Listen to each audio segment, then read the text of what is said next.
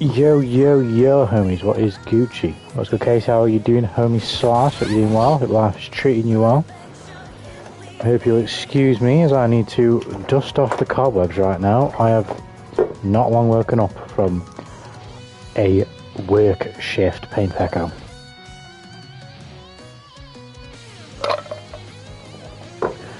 I probably shouldn't. It's 5 to 10 at night, but I'm popping a Red Bull. We're striving, that's what we're gonna fucking do. Pull that shit.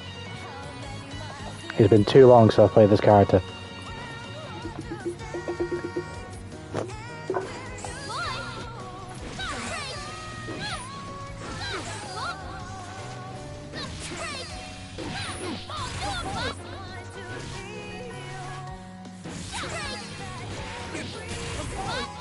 Could do like...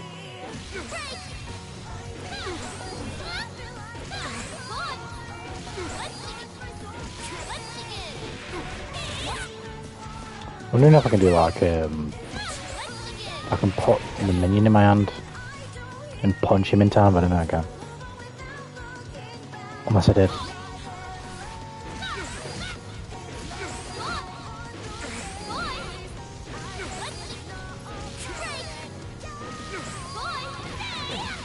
Unless I did that.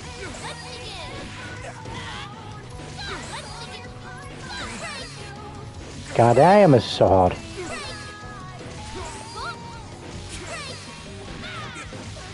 I also don't know. It depends on my timing. I don't know whether she's going to land and hit him with both kicks. Like that, I can tell. No.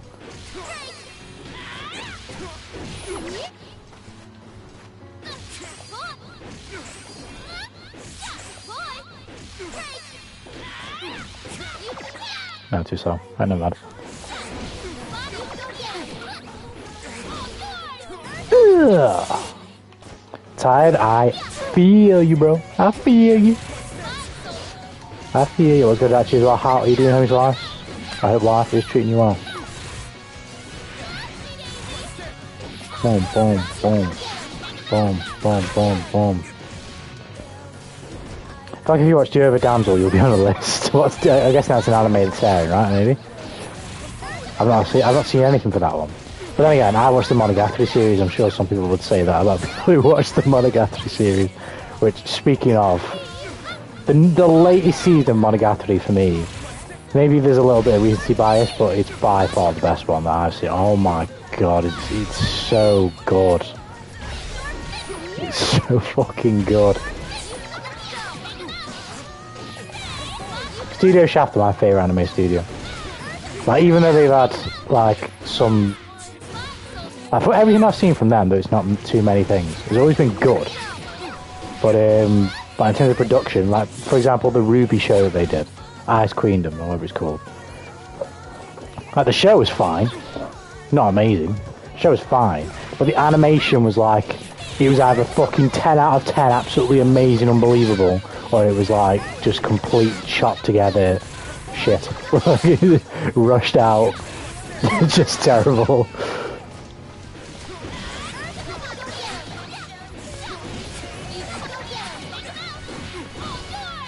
Boom.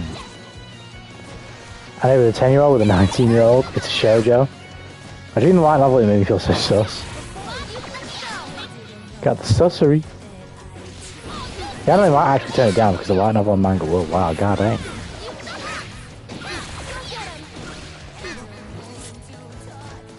I haven't watched or read too much as of late, aside from when it comes to... I've read manga that have been airing weekly.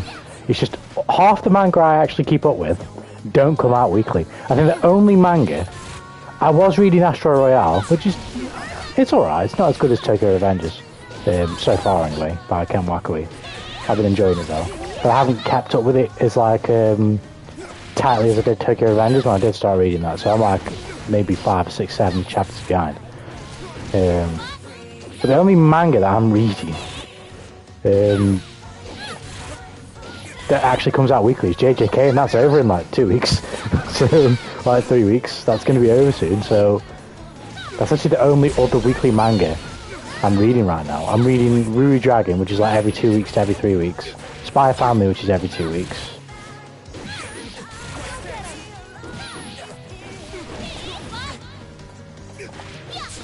Boruto, which is every month. And then there's some other looser ones that I keep up with as well, but they also take time to come out, like Madoka-chan. That takes like a month to come out. Sometimes it didn't even come out certain months. I never know what the release schedules are for that. What else do I read? Oh, One Punch Man, but I haven't read One Punch Man in fucking ages.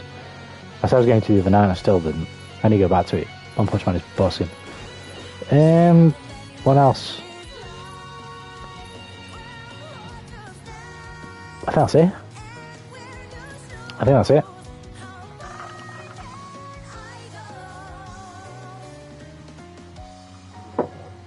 I can have a look actually. I can boot my Shonen Jump up now, I believe, but I'm pretty sure that's it. Boruto, JJK, Rui Dragon, Spy Family. I already said Astro Royale. Yeah, that's it. I did read the first 2 chapters of Kagurabachi and I think it's fucking really good, but I just need to go back and read it. I also keep hearing that, I think it's called Akane Banashi, is really good as well. Oh, I might have to fucking read that. But... And then there's the new manga that just started, Ichi the Witch, with, on Shonen Jump. I'll give that a try.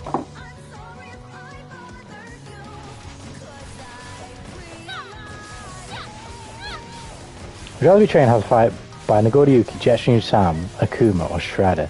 I feel like Jetstream Sam might be a JoJo character, right? Otherwise, I may be wrong on that one. So, if I had to choose... I'm going to be biased to say Nagoriyuki, not because he's from Strive, but because Nagoriyuki is like the closest thing to a Bleach character in this game. Like, when he does his super, it looks like he's popping a Bankai, so I'm picking Nagoriyuki every time. Anything like Bleach tangential, I'm picking that. I think Akuma would be cool, though, as well. I thought you'd be fucking... If you trained with Akuma, you'd be an absolute fucking demon. And if someone spoiled the ending, I don't bother Tokyo Revengers. I can feel it. I feel like... It depends on what you prefer in Ryan. For me, I don't mind... Well, I was not going to spoil the ending for anyone who's in the chat who hasn't read it. But endings that like people deem as like, oh, it kind of makes everything pointless.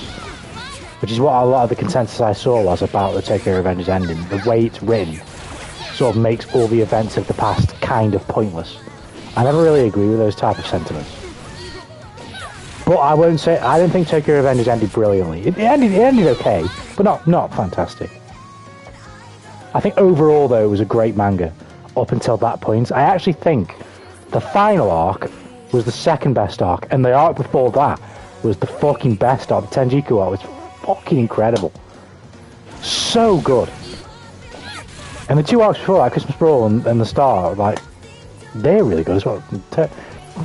Tokyo Revengers is kind of nuts, I ain't gonna lie, actually. I think Tokyo Revengers is really good, but certainly not perfect. I really like Wakoi's art as well. I'm kind of biased in that regard. Like, his art's not crazy in the sense that he draws the most crazy things, but just like his line work and his shading and like the way he draws delinquents is just so cool. It just is. It just is. The manga I'm reading is Tis Time for Torture. I think I've heard of that one. Oh, there's another manga I wanted to read called what's it called? It was the story was written by the guy who wrote the Monogatari series. He's writing the Monogatari series. What's his face? Nishio Sin. Oh, what's it called now? Something Academy School. What's it called? I'm gonna have to look this up. It's not too long.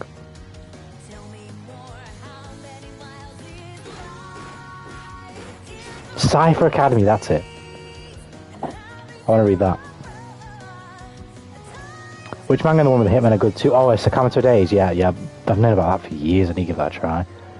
Akane Banashi is good to me. I've heard it, and whenever I scroll Twitter every now and then, I always see something about Akane Banashi being really good. I've got to try it. It's just time, man. It's Metal Gear Rising Revengeance, and Jetstream Sam is a Brazilian samurai hired by an evil corporation.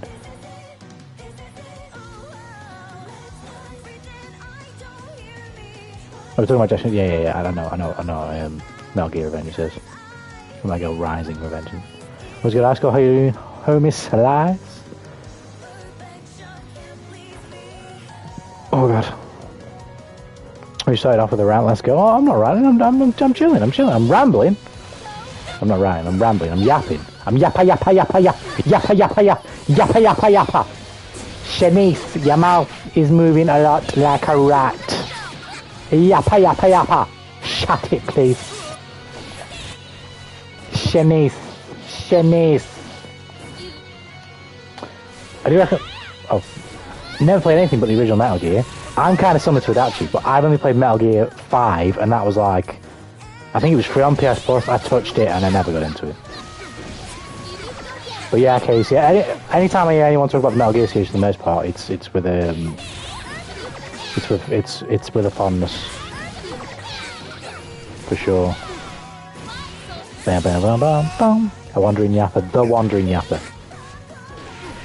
Nobody be yapping like the Wandering Yapper. The yappa. I know I was never into it. Yeah, when I played MGS5, it didn't really grab me, but I am playing like the 5th game in the series. It's kind of hard to fucking thingy. But when I see stuff from it, it's like, yeah, I get it. My source is I made it the fuck up. I don't know if that's an actual line from the game, but the footage that usually accompanies that line is the game.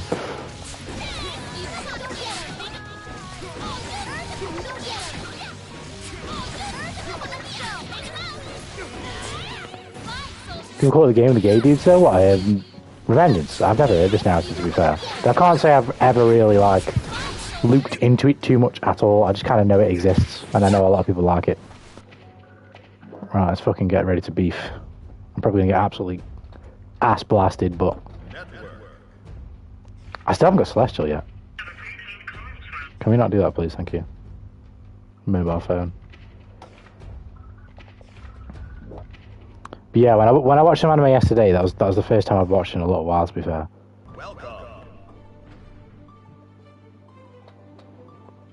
I watched the most recent episodes from My Hero, which were overall good, but a fucking mixed bag like that show constantly is. And then I watched that with my brother. I watched the Monogatari episodes on my own because he's not where I am yet. And then I watched the latest dub episode of Wistoria's One and Sword with him. And if you're looking for like a new shonen to pick up that's kind of easy to pick up, modern, so it looks good, Wistoria One and Sword is fucking incredible. I'm definitely going to be biased here, but Wistoria's One and Sword is one of my favourite anime that I've seen. Like in the early stages for a while. Like it's like, this is fucking sick. I was thinking of making a video on that, although it's like at the very back end of priorities. Of like, essentially how, just me gushing about how much I love Wistoria, but not, I sort of highlighting the reason why, and sort of being like, it's not really doing anything groundbreaking and brand new, it's kind of just being a shonen, but that's fine. Like, you can just be a shonen, but if you have good execution, cool characters, a fun sort of motivation for the MC, you can kind of just go from there. Wistoria is kind of that. It's got some interesting lore, some interesting world building, fun characters, compelling and like believable characters to begin with. An MC with like a believable plot, and it's not like a new one. It's the classic MC lives in a world of thing of where power is like normal and accepted as the way the world works. The MC doesn't have this power. Like it's a completely familiar trope of which you will have seen in so many different ways. But just as I always say, it's about execution, not uniqueness sometimes. And that is something in the story, it's just executed super well.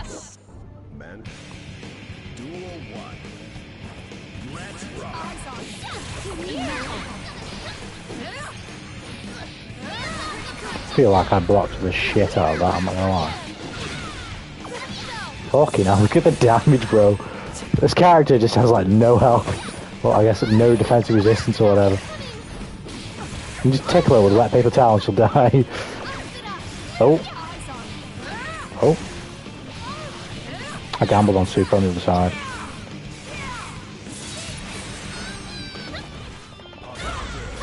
You can't let me do that to you.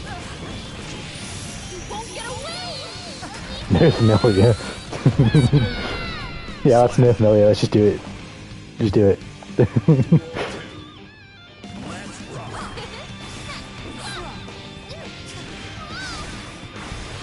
Oh my god.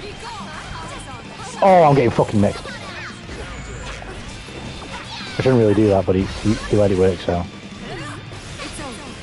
Mix.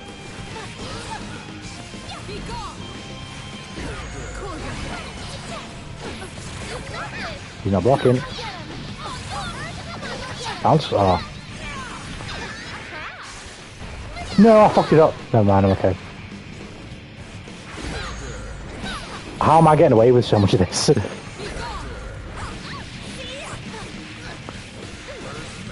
Why would you do this? No. I'd reset in the corner.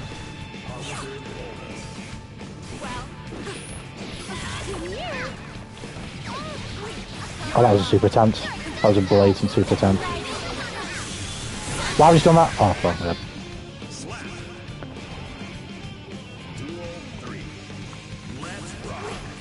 No, man.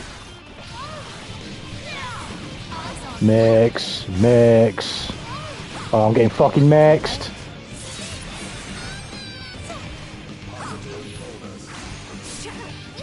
Are you serious, man? I'm dead. No, I'm not.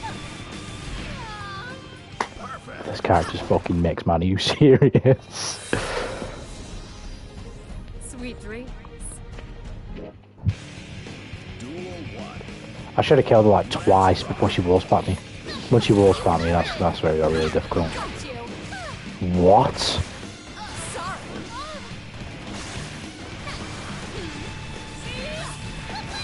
I'm getting fucking mixed.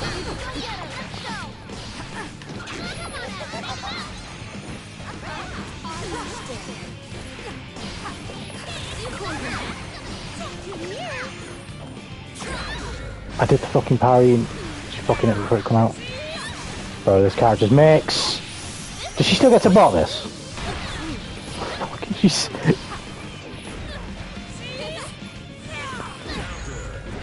Isn't that like a fucking side switching safe jump? We got her anyway. We got her homie slice, how you doing, man? Oosh. Oh, I'm getting fucked for this. That's a low spot if she wants it, so that's very frustrating. Because I'm probably get fucking mixed. Oh god, there we go.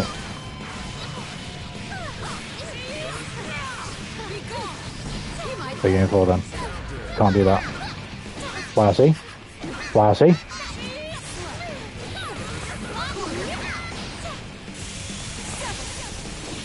You can't do that.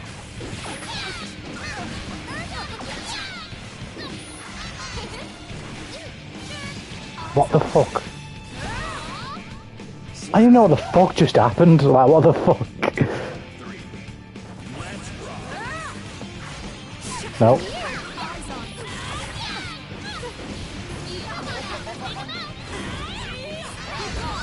Well, I'm mashing there. No. I almost fucked it up. I still fucked it up. She's dead. Oh, she's not dead, but she's close. She's in a lot of pain. Nope, you can't do that. We're getting there. We're getting there. We couldn't have done it without you. We did it.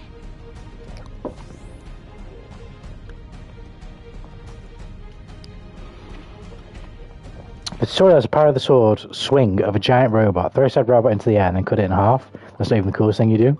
This for revising Rise and Revenge, yeah? Here's a fun question then.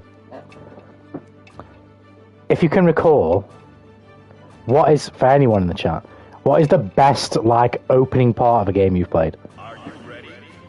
Because I've got mine right off the top of my head. I have never, ever, ever played, like, the first 2 hours, 3 hours, played a game as good as FF16 in the first, like, 2 hours. My jaw was on the fucking floor when I was playing that game. Are you ready?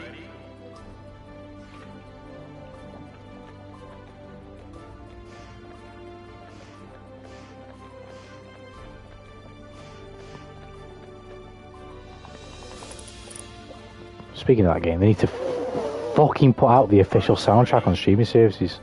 What the fuck are they doing?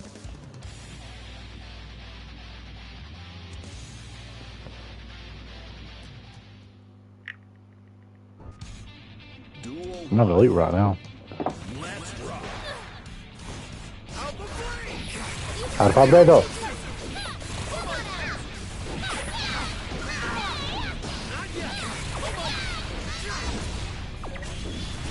He's gonna take a whack. He's gonna take a whack. Maybe not. That's scaled to fuck. See, I still don't understand like when the super's gonna scale hard. Because like when it does, I would just not use it. I just wouldn't use it. I would just wall splat, or I'd maybe install super before I wall splat.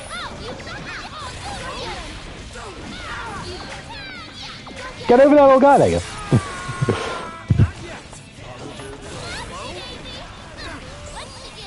If you ask me, then I'll give up chance. Don't overthink, you'll hear.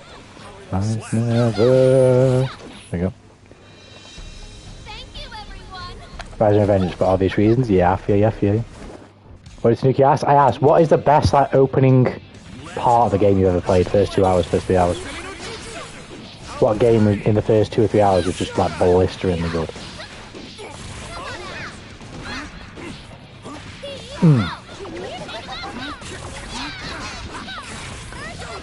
But I always remember opening up that first door in Limgrave for Elden Ring. And I didn't do the tutorial at first, I didn't go down the cave. So that's the first thing I did, and then that was some fucking wonder. But for me, it's FF16 every day.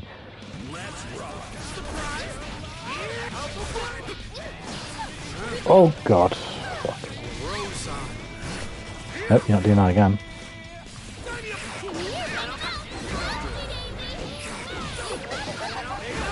Oh my god, he actually did that.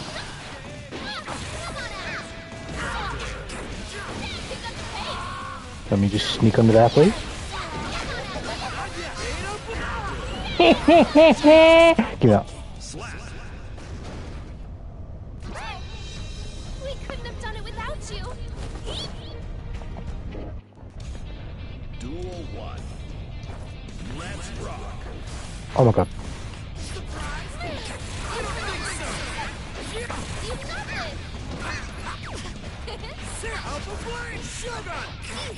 I'm fucking shit at this game. I just fucking poked into fucking... Oh, I missed my super input as well. I fucked it up.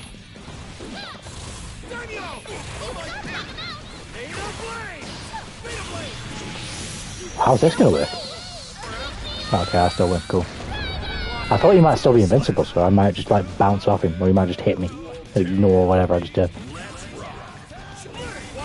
Oh shit. Wow. You're gonna hit for this. Oh, never mind. I don't think this guy's got a clue about the Jacko matchup. Either that or he's just mapping. Or both. Which is fair enough. I messed up the mix. For the pressure.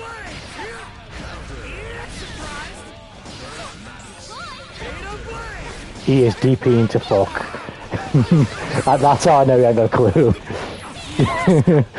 He's done a DP and he realises it's working, so he keeps doing the DP. Which is fair enough, you know, if something's working, why not do it again? Paper, skin and glass bones there, Chip. Chip is always a fun matchup. Even when he's a bad matchup, because you just know that once you fucking get your hands on him, he's gonna die. He might fly around you like an annoying ass fucking gnat, but once you get the fucker, he's going to die. Far Cry Primal for sure, it's free, it's free. That goes double for characters that actually do damage. Like if you're playing Saw, oh my god. Just fucking delete the content at 70% HP for one bad mistake. Oh, do I play in this pink? It looks like it's going down right fine, we'll do it. GG's. Hopefully we'll get Celestial. We'll see. I don't feel good though playing right now, so it's going to be difficult.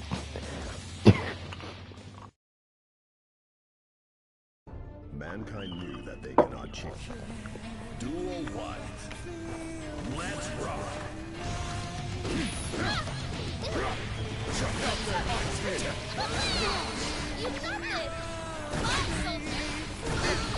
I actually listened to this song, Requiem, and a couple of others through 2 earphones recently.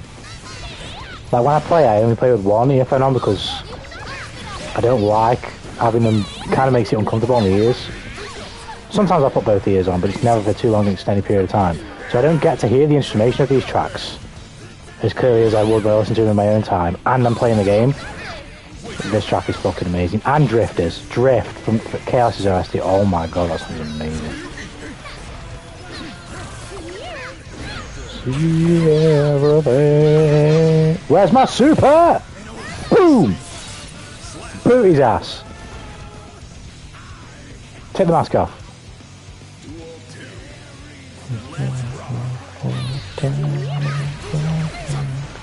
So can't breathe.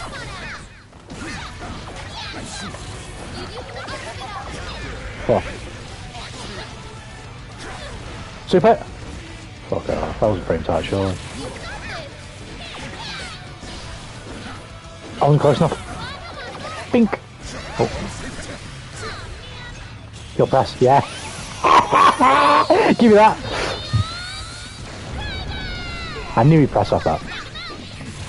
I mean, why wouldn't he? Oh! Come here. Chip isn't on this character. We couldn't have done it without you.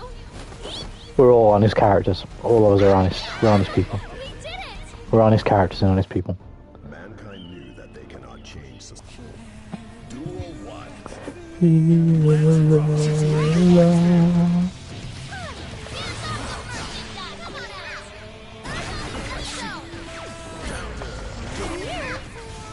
This leads me to a random tangent though, now you say that actually. About like, I couldn't possibly cover all this in the video I'm going to make about how to get into this game and fighting games in general. Because I'm not going to try and go too deep on like just all fighting games, I'm kind of only talking about this game. And I say fighting games in general for that video, because I'll be just referencing things that could like apply to other games regardless of whether you're learning in this game or another game. But basically, like, I think another thing casual players just do not understand is like I've said this before, it doesn't exactly represent what I'm about to say here, but if you let casual players make a fighting game, like who like don't play fighting games aside from, oh what the fuck is going on? Aside from like, I don't know. I don't know how to word this exactly because I'm a casual player, I don't compete. I treat the game casually, I don't treat the game competitively. But obviously, naturally, there is a competitive element to playing the fighting game, right?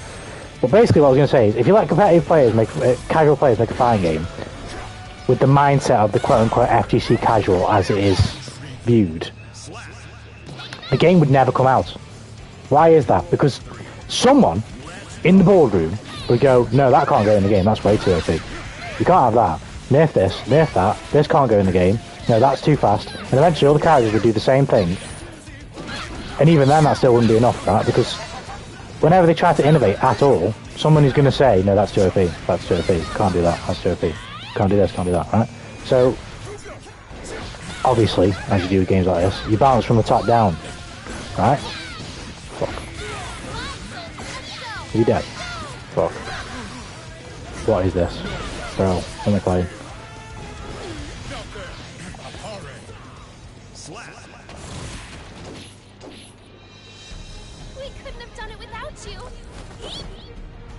Well, the game just wouldn't come out because they would never be able to sell on what can and can't be in the game. So you balance from the top down. But the way casual gamers view it is that you should make characters that aren't quote-unquote broken. Whereas I think people who actually play fighting games say the exact fucking opposite. You need to make a character that's broken, and then you tune it down. But you should be coming up with ideas and concepts that subvert what's in the game already, like with DLC, for example, and making those things good. And if they're too good, then you nerf them. But if they're not, then cool. You should continue to iterate.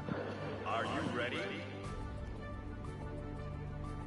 I think casual games would at least have multiple modes. The game wouldn't come out to play those multiple modes, though, because those multiple modes are going to include you fighting against another player. And that casual player is going to go, no, you can't use that. That's too OP. You can't just do this thing. You can't just get up after I knock you over. Like, once I knock you over, you should stay on the ground for a long time, a casual player would say. But then another casual player would say, you can't just do that. Like, I want to play the game, I've got to be able to get up after you hit me. You can't do a combo that's too long. Like, I want to play the fighting game as well. You can't just hit me and combo me for ages. Then another casual player might say, well, I hit you, so I get the combo. Because casual players have less of a grasp on, like, the fundamental rules of fighting games, if you will. Not to say that they're so ironclad that they can't be shifted. Because that's what's happening all the time. I.e. characters like this fucking exist. Shit. But they would never settle on anything because everything would constantly be too broken. Because they'd never know how to deal with the things that are in the game because they'd never figure it out. So even like the most basic of shit would just be straight broken. Oh, fuck off, Slayer. This is the conversation like with characters like Slayer, right? Slayer's not broken. Slayer is just objectively not a broken character, right?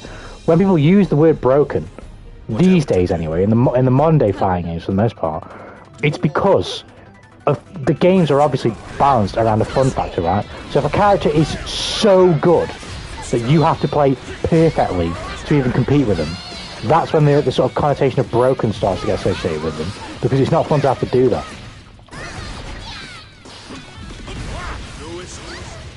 I'm fucking blocking!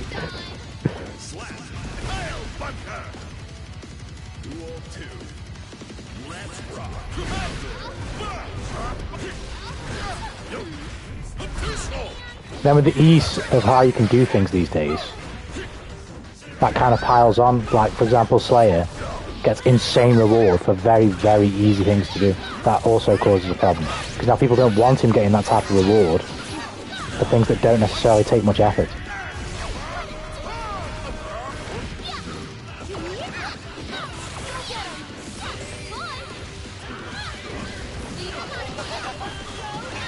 I was too far away.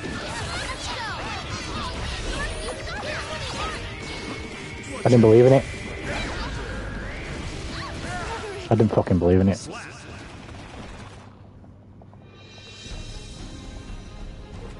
One must read the room. One must read the room. I described Slayer more as oppressive than broken though. I wonder if it was a skill issue still. He's definitely oppressive.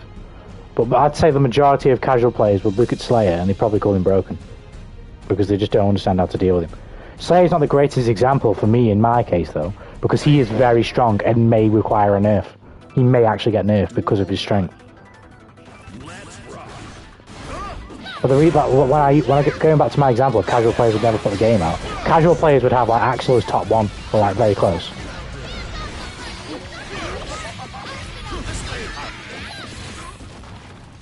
Casual players would have fucking Potemkin near top 1.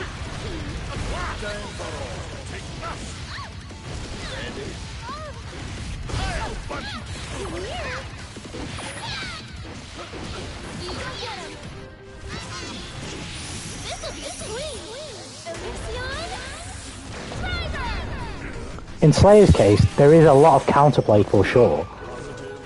I think his biggest problem, what people don't like, is the risk that comes with even engaging with the counterplay. If you fuck up the counterplay one time, you're dead. You're going to die. He's going to win. You can't apply, even in this situation now, like, I am not safe in this round. In so many ways, like, he is just constantly dangerous. I don't think too many characters, I feel like they've achieved that with both Slayer and Abba somehow. They've made two characters that are like In any phase of play, in any context, whether you're winning and they've got 1% HP or whatever, they are still incredibly dangerous and powerful characters. I don't know if everybody else was like that. To the degree that these two are. Like, you could maybe say someone like Sol is like that, and I'd probably agree. But not the same way that Slayer and Abra are. Shit. Slayer is Slayer. He's fucking cool, so, you know. I guess you can figure it in the end, but... He's a fucking privileged bastard, that's for sure. He's fucking good. He's bloody good. But see, like with stuff like that... There's most certainly ways you can play, but if I don't grab him there, I'm fucking dead. If I don't time that grab, I'm dead. There are other options you can do to react to that. Other than grab, but oh shit. I shouldn't have done that. I made really bad decisions all over there. See, I mean, look at that. Look at this round, man. What? Like, what the fuck just happened? What just happened? He mixed me off Dandy. In the other corner, I knew he was going to Dandy again. So I poked. My poke fucking missed because he can get out of range. I PRC'd, tried to poke again to time the Dandy on the instep. I guess you can fault me for that because my timing wasn't perfect on the instep. Like, what the fuck? Like, what?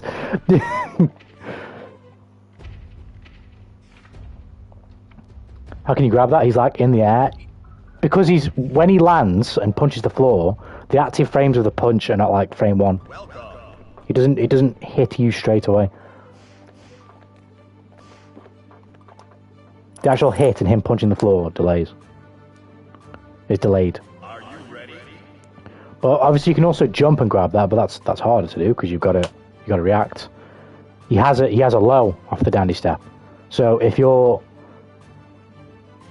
That's a hard reaction or even read to jump grab the thingy. The jump punch.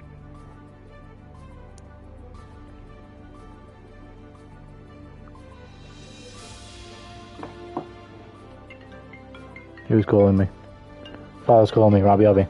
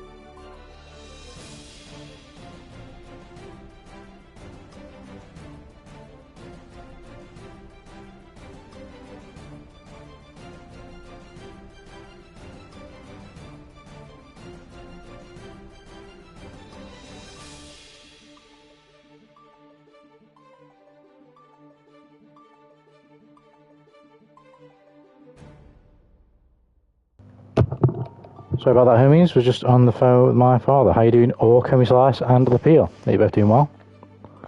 What is good? You must be pooping or checking out the brothel. God damn. God damn. God damn. Right, let's fucking stride.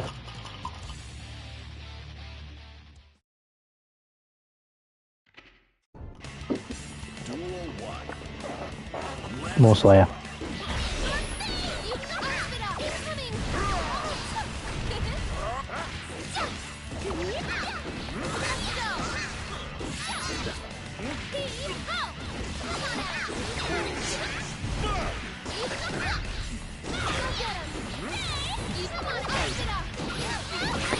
Nice. Fucking dandy step, man.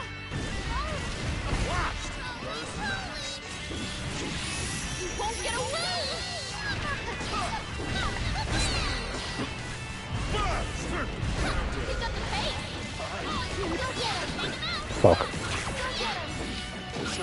Fucking hell, I almost fucked that up. So what I mean about this character, that you're never fucking safe. It does not matter what position you get in a round against Slayer, you are not... I messed up the grab. And now look at what I lose. You are never safe against this character.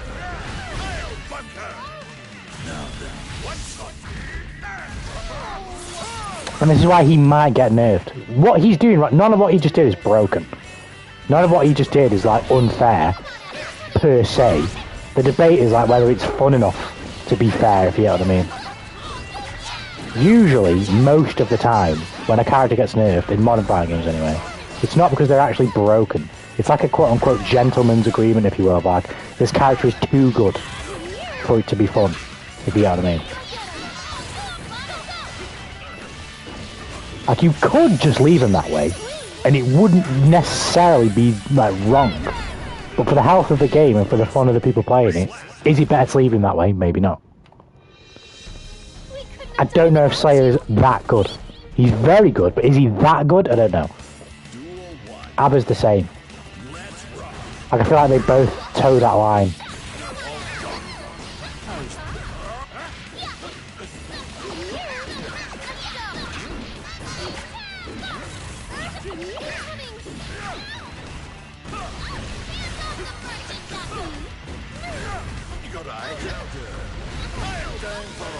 Like, I might be dead here.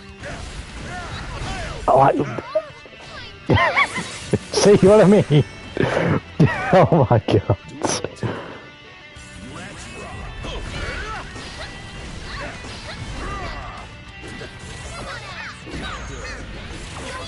Oh, fuck off, minion.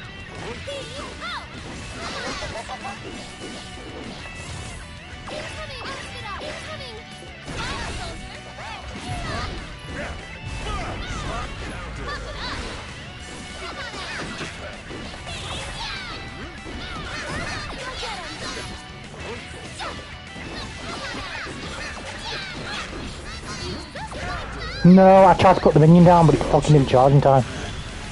Oh, I've always fucked it.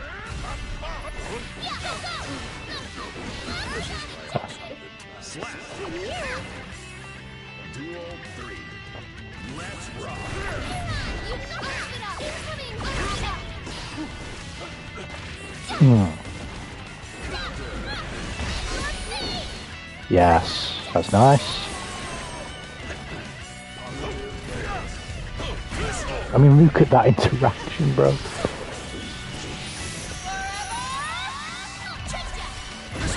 I mean, what the fuck is he just... Like, what?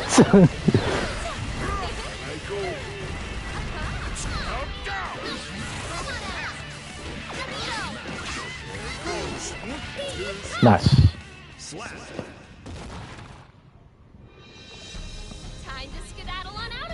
Minecraft movie, goddamn.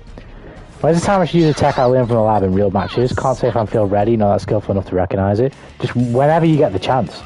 Like, usually whenever you learn stuff, like, you're not going to implement it like the first game after you've learned it. It's going to take time for you to key into the moment that you need to do it. and like actually execute it properly, that's just completely normal. But like whenever you get the chance to do it, if it's the viable option to choose, like if you think, oh yeah, I can do this here, then you use it. Like in my case, I'm trying to do this more. But that's literally the one time I've done it. I practiced that like last stream, maybe even 2 streams ago for this game. And that's the first time I've done it in a match. Right there. Nice. 1 million dislikes or the Minecraft thing, yeah, Jesus Christ.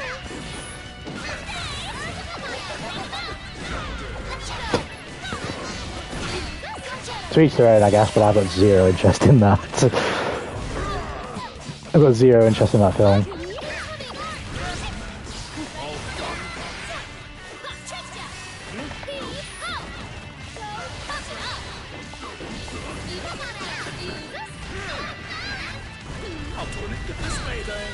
This may hurt.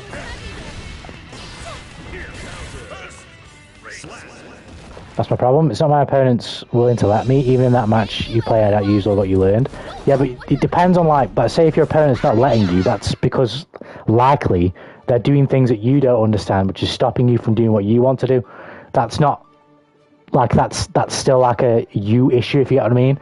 You've got to figure out what they're doing so that you can do what you want to do, if you get what I mean. And like in that Slayer matchup, although I might not have used all the tech I've learned for Jacko, well, mind you, I guess I am, like with the combos and the minion positioning and all that stuff and the mix, I am using that stuff. And the reason why I'm getting to use it a lot is because I know what he's doing, and I'm stopping him from doing what he's doing and doing what I want to do. Are you ready?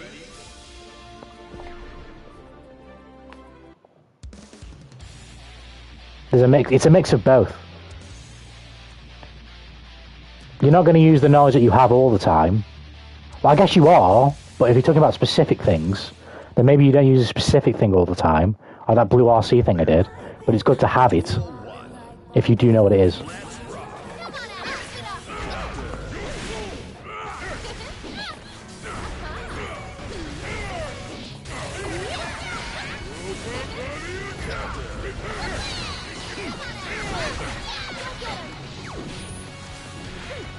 That hit me.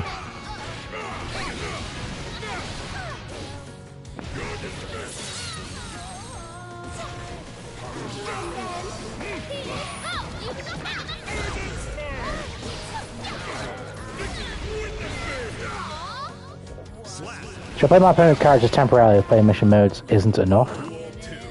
You don't have to. I mean, I never did. The only time I'd play a character that someone else plays themselves is when I'm going to check something in training mode. That's it. Something to deal with, how to deal with a certain thing. That's when I'd play them. Otherwise, I wouldn't pick them up for the purpose of learning what they do. If I ever play a character that someone else plays, eventually, I'm doing it because I wanted to pick them up. Well, in terms of like Leo, I don't want to play Leo, and I never do. So whenever I have played Leo, it's because I'm going into training mode to check something and figure out how to deal with something. Thank you.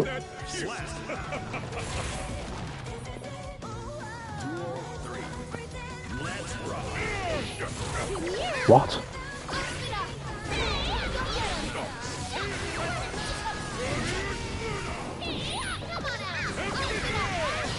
Ambition! Oh, I forgot you can fucking cross me up from there. I didn't react.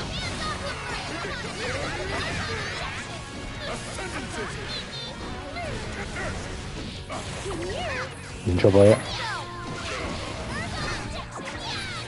Oh, I didn't think he'd reach him, thank fuck. No, you can't do that. Now you're in trouble. DP? How? Where's my fucking block? I got him. Honestly, the Minecraft movie gives me massive ugly Sonic vibes because of the look and situation, but worse because it's the whole movie and they really change it. I'm not gonna lie, I just don't find Jack Black that funny. But I say that, I think he did fine, like, voice acting for Bowser in the Mario movie, but like, when I say fine, I mean like, it's bearable to watch. Like, I didn't walk out of the fucking movie theater. But like, would I actually choose to watch the Mario movie at any other point in my life outside of when I went to see it? No.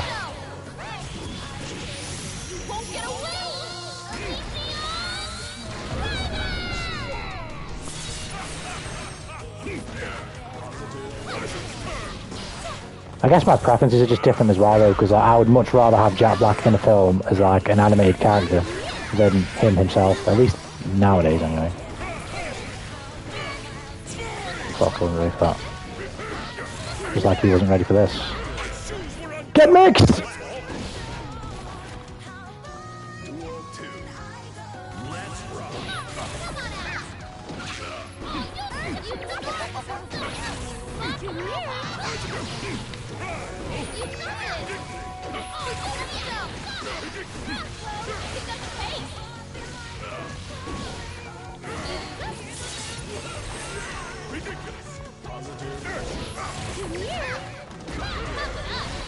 No, I didn't want that. I wanted the BRC cancel so I could switch sides.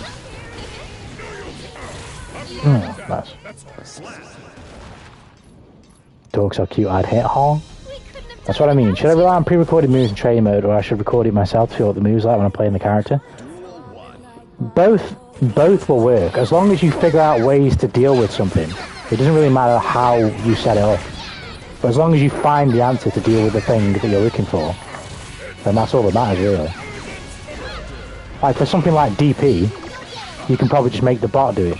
But for something like the side switch thing that Leo does, you'll probably want to do it, well, you'll have to record it yourself anyway. Because you can't... Well, you can hit him and make him do it, to be fair. So, to be fair, no, like, it's not, no, I just wouldn't advise doing it. You could do it, but it wouldn't teach you, I don't think, properly how to deal with something if you just always made the bot do it after you hit them.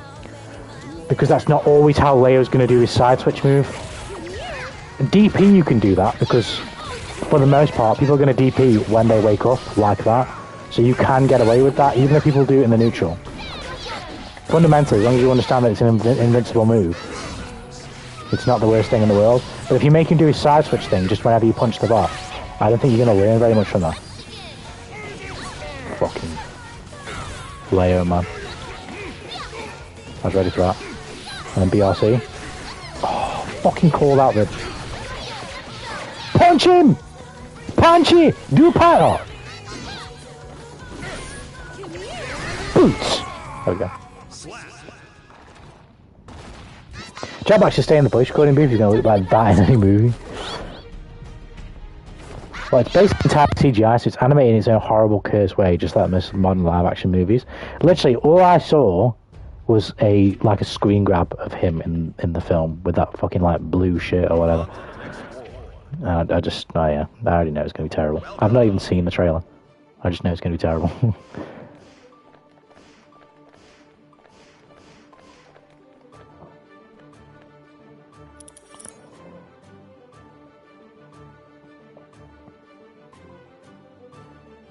Well, I say 99% of the time, but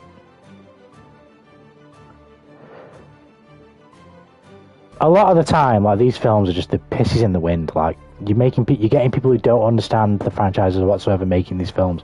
You are completely rolling the dice as to whether they're going to be good or not. You have no idea. Looks like trash. The real people in CGI do not mix compared to Sonic, and Sonic looks pretty good. Sure about Steve to real life.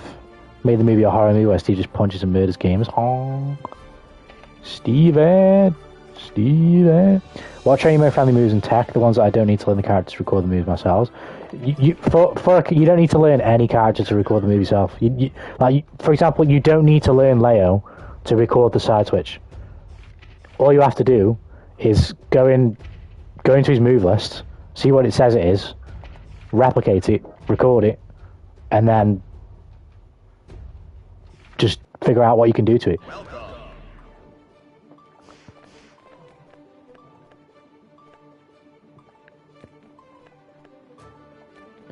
Like with Leo's side switch, fundamentally you learn that you can hit him when he does it, right? That's the first thing you learn as like a newer player. It's the first thing I learned when I ages ago figured out in trading mode how to deal with Leo's side switch move. That's the first thing you learn, right? But what you don't learn, because you just don't understand, and you would never think of trying it because you just don't understand this at the time, like I didn't, is that he can make you so negative on block that when he side switches, you either can't hit him or you have less options.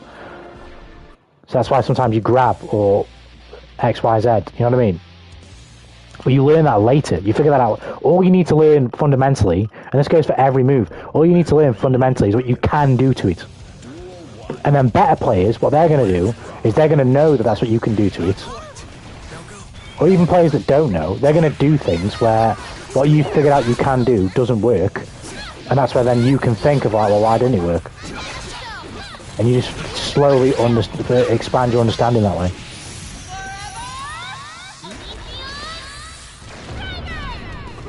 Why did that not scale at all?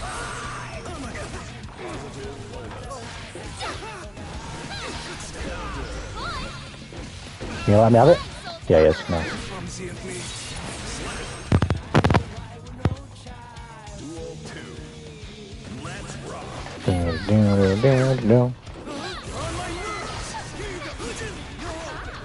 I dash, yeah.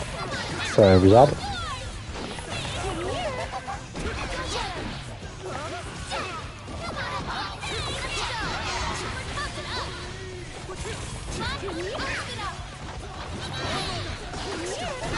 Boots! Boots! Oh, the fucking minions went away. Oh yeah, he was ready. Nice, good stuff.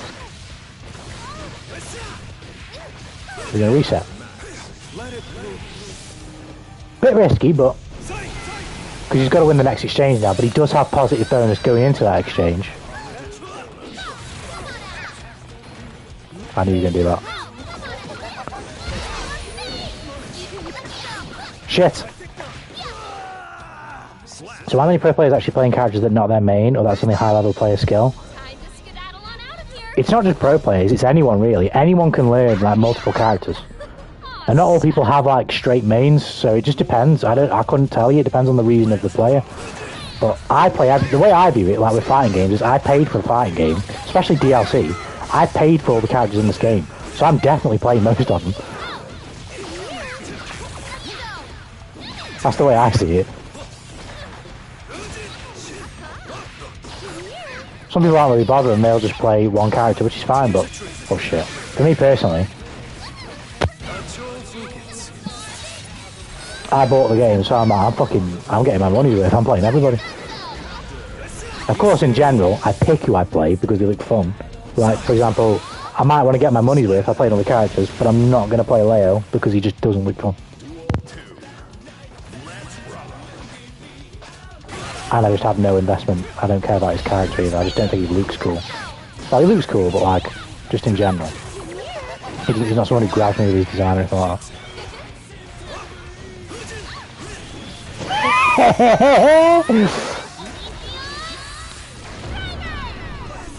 Trying to say jump in for the super. Oh, he can do it. Super.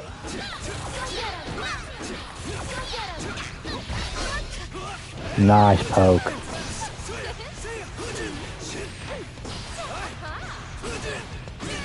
But he couldn't have poked at any more of a fucking perfect target. Jesus, well played. He fucking read my ass. He knew exactly what I was doing.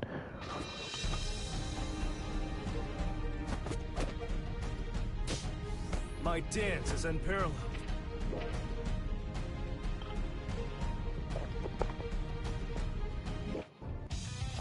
Duel 1. Let's rock.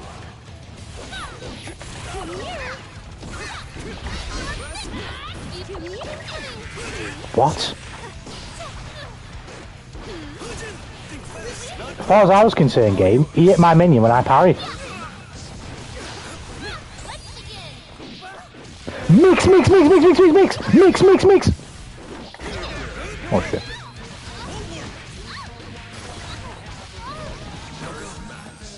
That BRC, that is naughty. He's got fucking mixed.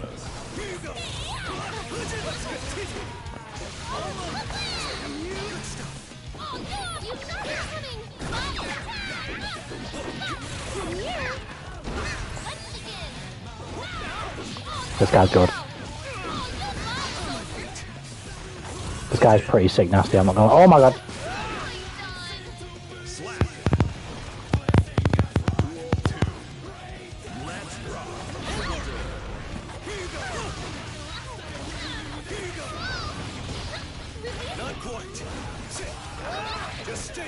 Oh my god. Wow. Well, Slash doesn't have to be on this one either. Jesus Christ, I don't know how the fuck why that.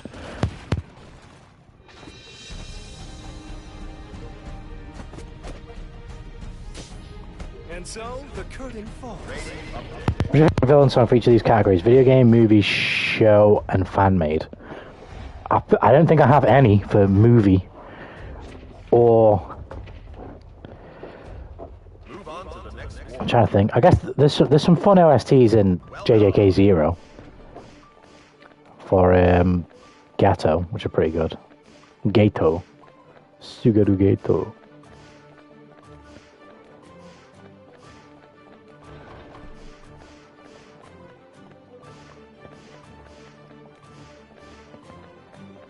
Oh, I think I'm going with JJK again. Fucking I can't remember the names of them, but the OSTs for Sukuna in Season 2 are absolutely insane. Malevolent Shrine, I think it's... or Thunderclap as well. Oh, Thunderclap. Banger.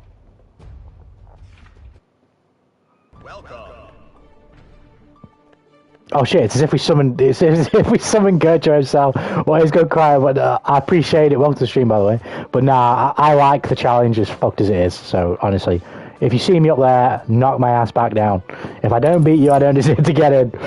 But good games, man. Your Angie is correct. I was getting fucked up. No, I'm not playing in 175 ms. I would not like to do that, thank you.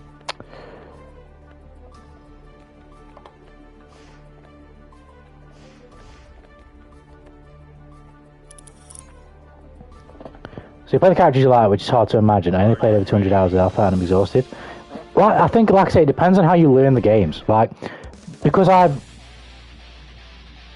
the way I've learned fighting games, at least for me, from my experience, it's not that hard shifting from one character to another.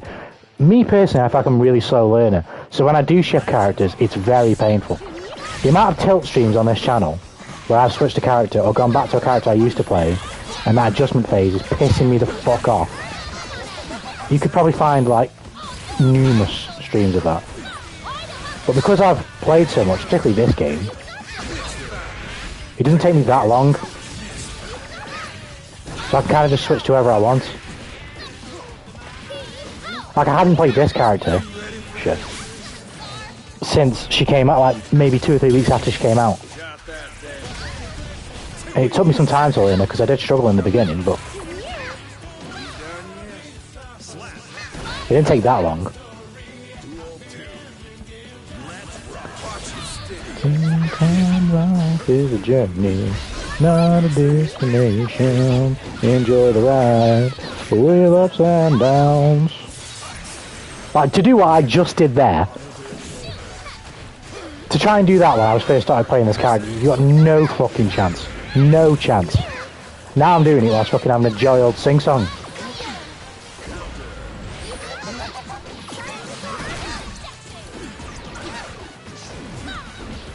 Oh!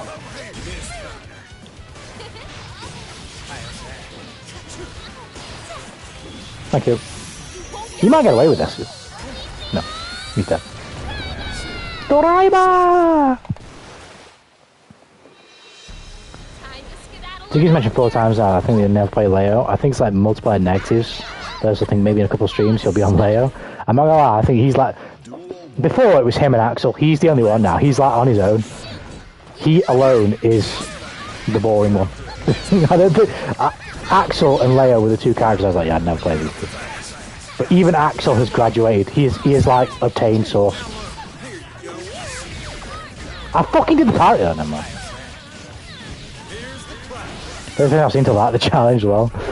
It is stupid, like, don't get me wrong. It's a fucking stupid challenge. It can be frustrating, like, when you're not on Celestial, because it fucks up your, like, player experience. I mean, this joint is pretty good, but you end up playing against a lot of players that like you're just way better than. I'm not that I'm a fucking good player, but you just play against players who've like scraped 410, and also the pings just tend to be worse than 410 as well.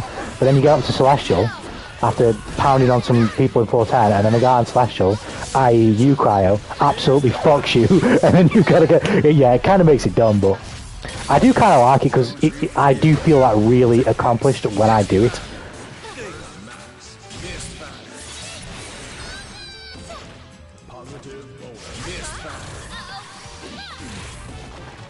I just pulled the fucking minion out, Jacko. Pull it out your arse. Thank you.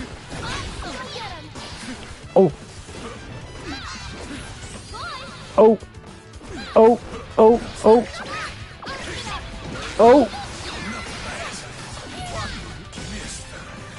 Oh, I'm scared. Get away from me. Leave me alone. No. Oh, fuck, he sniped me. He fucking sniped me.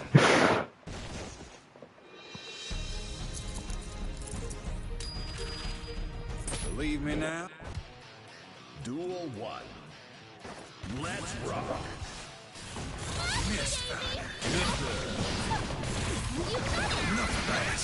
You love this? Oh, I thought he would hesitate. I didn't think he would do it. He missed the card. Are you fucking serious?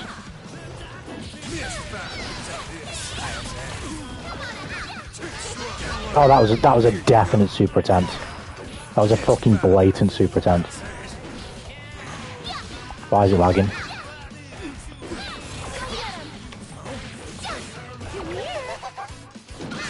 Tried to bait him into super.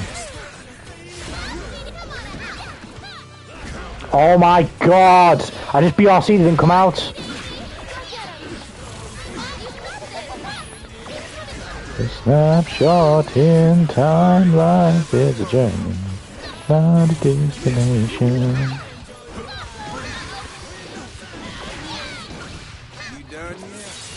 I'm realising the strength of 2D in this matchup. I just have a good one, Corey, if you're off, man. Take care, homie slice. Have a good one, have a good one. Shoot. Aw, shoot. Boom. Oh, don't drop him. I'll do, got some nice damage there, and wasted his burst. Oh, give me that. And then... Oh, fuck. Should've done that.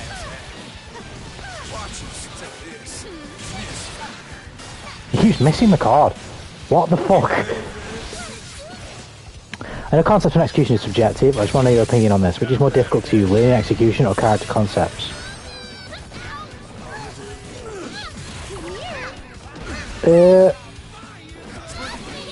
I actually don't know. Because my initial answer will be execution. But it depends on what you mean by learning them. Like, if you mean learning as in just being able to do it in training mode or fundamentally understand something, they're both as easy as each other. But when it comes to actually implementing them in a match in real time, they both can be as hard as each other. It depends on what the concept is. Like, maybe I didn't mean to do that. Maybe concepts are slightly harder, but I don't think it's by much.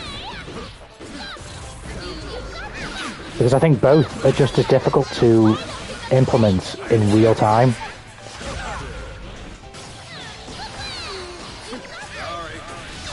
Yeah, I would say concepts are definitely harder, but I don't think it's by much.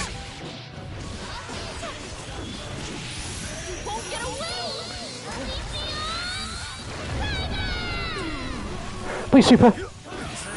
Oh, this is gonna be bad. This is gonna be so difficult. We got him. Let's go. I'd say concepts are slightly more difficult because concepts aren't like, for the most part, they aren't a nailed-on thing. Like, neutral isn't as nailed on as a literal combo notation that you just do and you replicate. But replicating that in real time is still difficult against a real player. But neutral isn't just... Like, for example, some people will say, oh, Slayer's neutral is just Dandy Step. I get what they're saying, but it's not just Dandy Step. Because if you just do Dandy Step, I will mix you and you will die. So you need to have more than just Dandy Step. People say that because you're predominantly using Dandy Step. what they really mean is it's just too powerful or things like that, right? Well, I don't know, chaos neutral is just gunshot. But if you just gunshot me, I will kill you. If you're doing more than just gunshot, though, then it's obviously like, that's not just gunshot. But people will say that because they're relying on that or whatever. Like, you could say Jacko's neutral and offense is just minions, but if I just put the minion on the floor and just spam the minions wherever or wherever, I'm going to lose.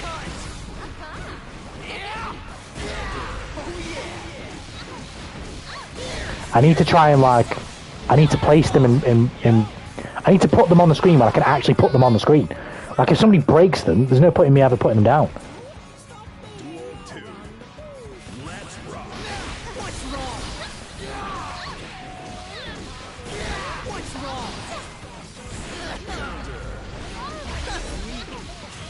Like, I can't possibly complain here because I've played so badly.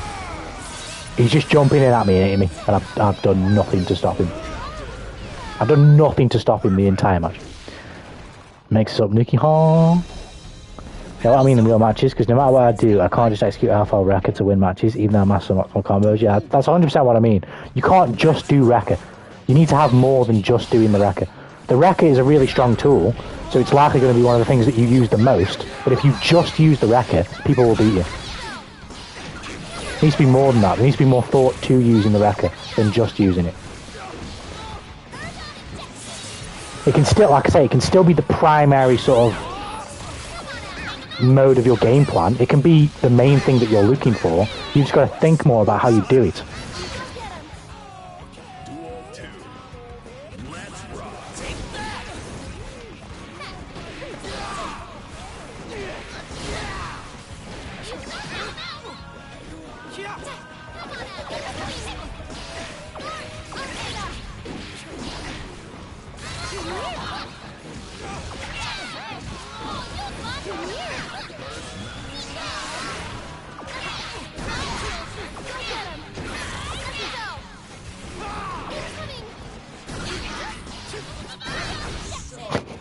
I love this fucking game.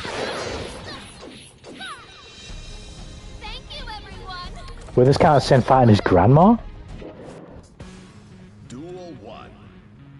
It wouldn't be grandma, right? It'd be... Wouldn't it be like... Wouldn't Jacko be like Sin's aunt? Because I'm guessing... Like, all the gears are obviously related, right? They might not be strictly related as like how we understand it as humans, but they're all Valentines, so they're all going to be like related, right?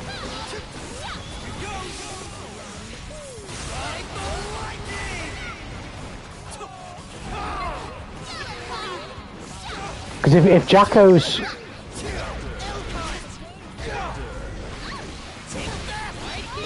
If Jacko's Dizzy's grandmother, then Jacko would be... If Jacko is Sin's grandmother, then she'd be Dizzy's mother. Is that like an actual thing? She'd be classed as Dizzy's mother.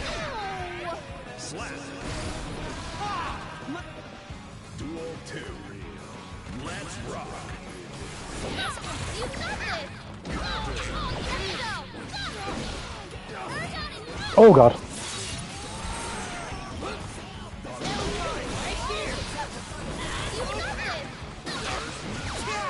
This guy is just mashing. I got him.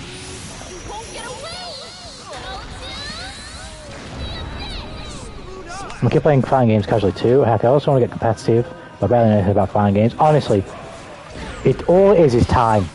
Like what you're seeing now, I've said this before, like to other people who've asked about, because it makes it look like I'm good at fighting games sometimes, watching the stream. I'm really not that good. I am definitely better than the average player, but like most people who do things more than the average person, they're going to be better than the average person doing it, right? I'm not anything special, I've just played a lot. And that's all it is, it's just time. It's time and investment. The more time and effort that you put in, the more that you'll get out of it. Shit. There we go. Almost put that up. Thank you, everyone. Dizzy is Jacko and Sol's kid. Jacko is Art, of course. Yeah. Sol is Dizzy's father. Ari died, but Jacko's... Oh, because, yeah.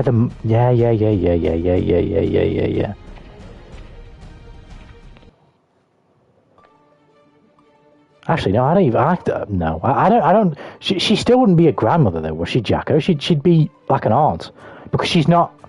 Are you ready? She's related to Dizzy, but she's not her mother. Unless we say, if Jacko is Dizzy's sister, then she would be an aunt. If she's her mother, then she would be a grandmother. I guess that's kind of what it is, right? You have to admit, learning tech outside the game teaching me is hard, especially as a beginner. It depends what you mean. If you're talking about like chat over Discord, that's always going to be hard because I can't show you examples in the game.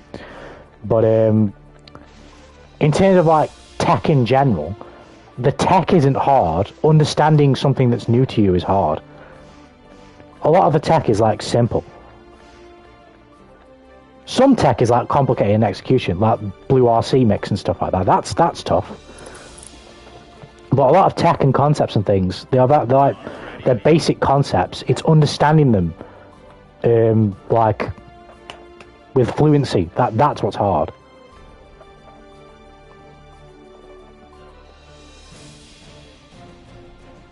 Jacko's not a sister; she's technically Arya. But then Arya is also still a Valentine, right? Like even though she is still alive within within that body. She's both, right? So she is and she isn't related, I guess.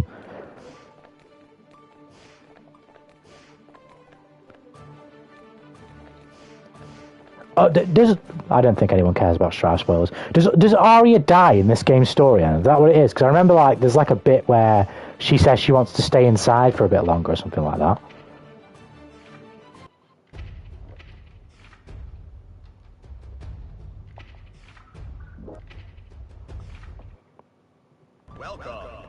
The difference between you and me is time. I can do what you're doing if I spend more time in this game. It's not necessarily, it's how you actually spend that time and how you dedicate yourself to learning. Some people learn quicker than others or different than others, right? But I dedicated myself towards fighting games, particularly with MK11, and finding what was the best way for me to learn.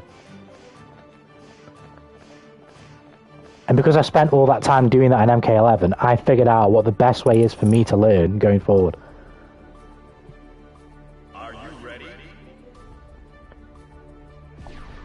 I approached fighting games with the right mindset and like I wanted to learn.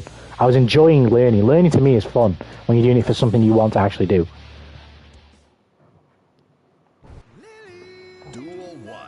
But nothing I did was particularly complicated. Any advice that I give, unless prefaced otherwise, is just stuff that I've done. Just stuff that I did. Doesn't mean it's going to work for everyone. But I think the framework is usually always quite reliable because pretty much everybody's doing it.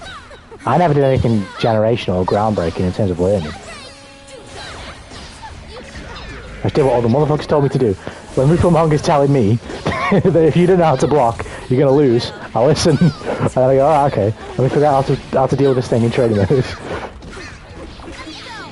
I would say, me personally, probably the best channel that taught me fighting games in the beginning was Rufelmonger, because he doesn't sugarcoat like what he's saying in terms of like, sort of,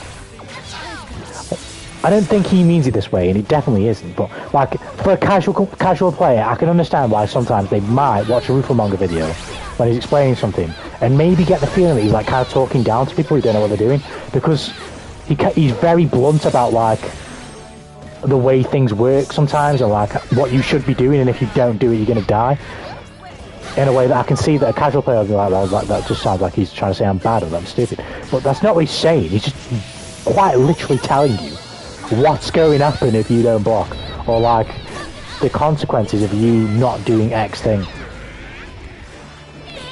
Because he obviously is also, he makes quite a bit of more combat content. He was one of the ones I watched a lot in the beginning.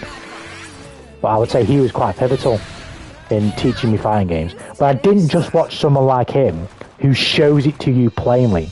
I was, at the time, I started to get into MK11 like with the competitive scene and stuff. So I watched people who stream, I watched Foxy Grandpa, I watched Sikander. I learned how to play Sub-Zero off Sikander. I just see what he was doing, and then I try and do it myself. In the early stages, when I didn't know really what I was doing, it was mainly combos. So I'd look at like combos that Sikander would do, and I'd play Sub-Zero and try and replicate them. But then, as I'm playing Sub-Zero, I'm playing against other characters, I'm running into the issue that I can't hit this motherfucker because they're doing X, Y, Z to me. So then whatever it is, I try and... Like, I'm not figuring out every single move for every single character in all the phone data, right? But if I'm playing against something that is constantly getting me, and I play against a character who's constantly giving me a problem, that's when I'll go check him.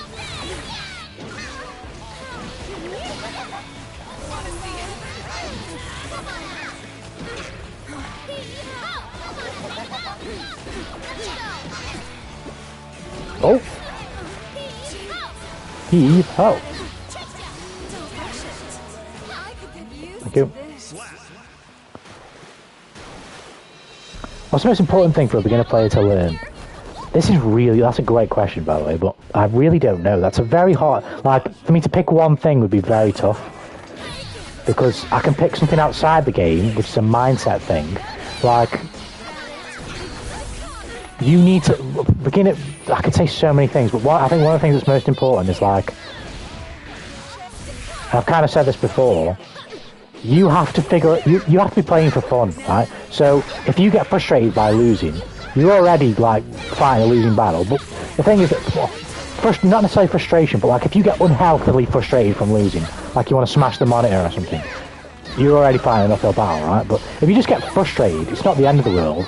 For a new player, you need to accept the fact that frustration is just part of the process. But it's not like that's a unique thing to fighting games. That's something with everything. Something about learning, when you learn anything, particularly if it's something like, say if you've learned, I don't know, to drive a car, right? And let's say you've been like go-kart racing loads in your life before, right? And then, you get older and you learn to drive a car. The process isn't instant, right? And you're likely not going to get as frustrated in learning to drive in a car. But you get the point, right? There's going to be a resistance for you learning to drive that car. You're not just going to drive the car straight away. You might take some fundamental things from go-karting, like, I don't know, checking your rear view. Well, you might not have had mirrors, but looking behind you, checking mirrors, but these type of things, right? Where you want to drive on the road, X, Y, Z, right? What speed you want to go. You can take fundamental concepts from go-karting to driving, but you're still going to face resistance when you drive because there's different things you need to learn. It's a different environment, right? With fighting games, a lot of the time, for the most part, you're coming into this genre with no concept of any of the things that constitute the game itself. Like none. Maybe a little bit. You may have examples of such concepts for single player games that aren't executed in the same way. So like, you might be playing neutral against a boss in a single player game, right? But that boss has like got pre-programmed flowchart things, right? Whereas in fighting games, players don't do that. Like when you're playing against an actual player, it's completely random in the sense that you don't know what's coming. You can only make an educated guess. If you're a new player, you can't make an educated guess, right?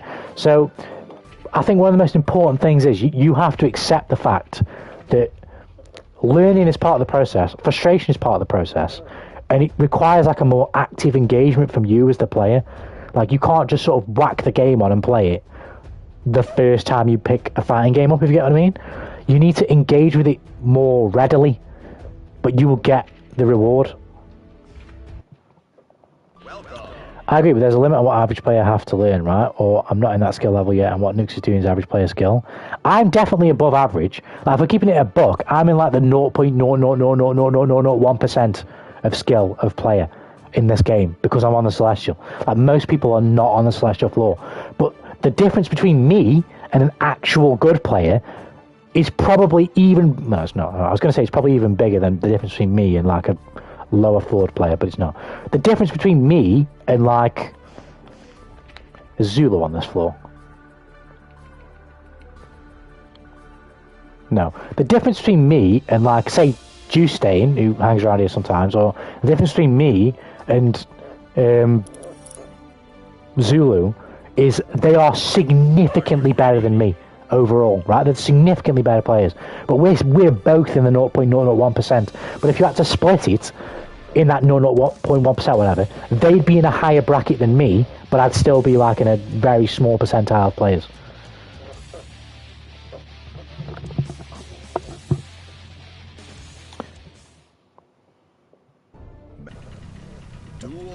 But my skill level is not of the average player. because the average player doesn't play for this long. But if you play for this long, I wager most people would get about as good as me. They might not be as good, might be slightly worse, might be a bit better. But I'd wager most people would get as good as me if they played as long as I have. I've got 1,500 hours in this game. In this game alone, I've got like 700 in MK11 when I first learned. So I've got, accumulatively, when it comes to actually learning fighting games, I've nearly got 2,000 hours. I am definitely going to be better than the average player. Unless you play for that long and you pay absolutely zero attention, which some people do actually do, which is completely fine, as long as you're enjoying it, obviously. But a lot of that time was spent like learning, making a concerned effort to learn. So as soon as we're going to play, you have to learn that you'll get your ass smacked down while you learn, and it'll be frustrating. 100%. And I can understand why that can be off-putting for a lot of newer players. But like I say, it's like anything. Like, if you pick up a guitar, you can't just play it. Or you can't just... Like, even if you play guitar, you can't just never play with a band and then turn up to your first band session ever and expect to just play in time with everybody else. That's just not how it works.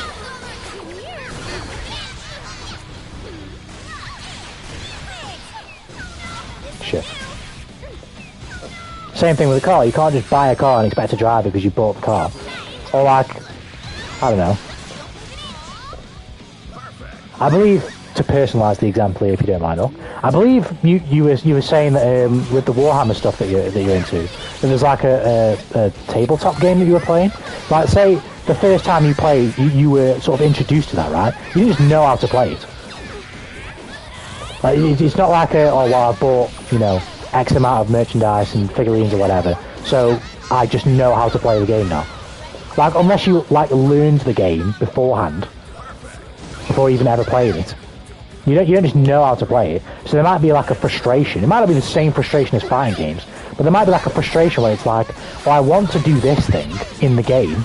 I want to like make my piece do this. I want to go for this type of maneuver. But like, how the fuck do I even do that?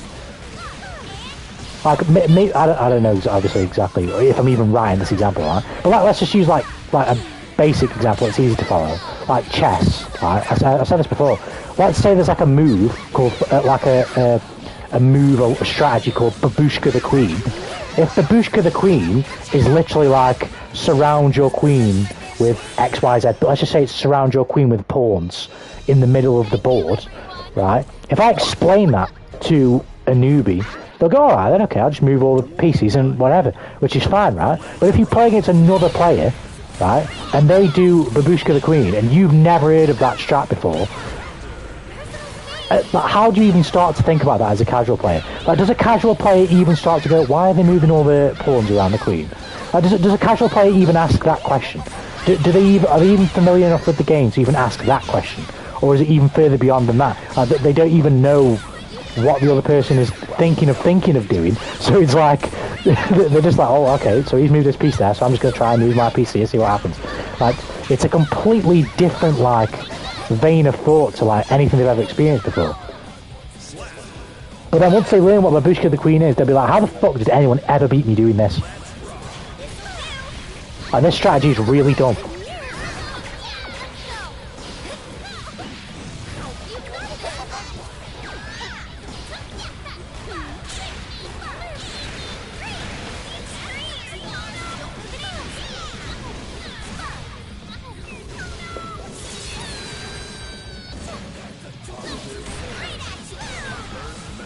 Boom! Oh god.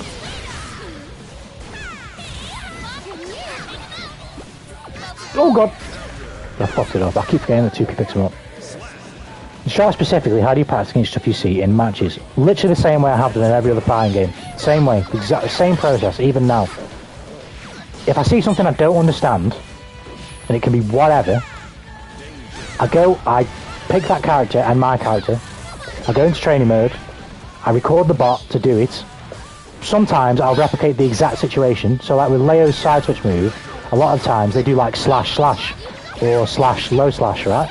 So I'll recreate that, I'll do slash low slash, and I'll do the the cross up, and then I will just figure out, I'll just let the bot keep doing it to me, and I will figure out like what it is I can do against that thing. I will just try anything. I'll just press, I'll just mash, try grab, try this, try that. And then when I find something, I'll just leave and just go online. Because that, like, it's hard to remember it in the instant, in the moment when it's required of you, right? But that bit of knowledge I've acquired, I'll demonstrate it now. That bit of knowledge I've acquired is, it's not, what's its face? As I've acquired it in that context, it will never change. And as I said earlier, I don't know if you heard me talking about it, when you're a casual player and a low-level player, you'll do what I do, right? But you won't necessarily understand everything that's in the game. So you might replicate an example or just make the bot do a special move raw, right? You'll counter it and you'll go, okay, as a burp. Whenever Leo does the side switch thing, when I figure out how to do it, whenever Leo does the side switch thing, you as a lower level player usually learn, oh, okay, when he does that, I can hit him. It doesn't matter what he does. When he does this, he's in a state where I can hit him. So if I just did this as a casual player, right? If I get the bot do that, and then I go, oh shit, I can hit him out of it, right? I can hit him before he does it. But what you don't understand as a casual player, which is totally fair, and this is what you learn through experience, is layer players don't just do this. They set it up with the buttons, right? And that's like eventually that's when the knowledge of like block stun and things like that slowly get to you. But before you even get to the specifics, you begin to understand the fact that there are certain situations, because you'll go online, you'll try and do this when Leo's doing what he's doing, and you'll get in certain situations where Leo will do dir, and then fucking, you have to pardon me because I'm not a Leo player, where Leo will do like this, and you'll press a button, granted I'm mashing, right? You'll press a button and it won't work, right? You'll press a button and the knowledge that you learned, it won't work. And that's when you'll go, hold on, that makes no sense. Why doesn't that work? I know, like mashing here it works, right? But most casual players are probably not going to get that gap. They're not going to understand that's happening, right? So he's going to go past you, you're going to mash it, it's not going to work, and you're going to wonder why that doesn't work. So then you go in training mode and you replicate that scenario, and you figure out what you can do here.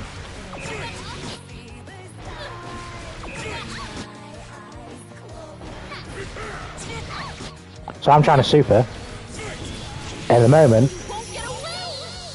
it doesn't work. So you can't do super. I can grab him. If I time it and the range is right, I can hit him.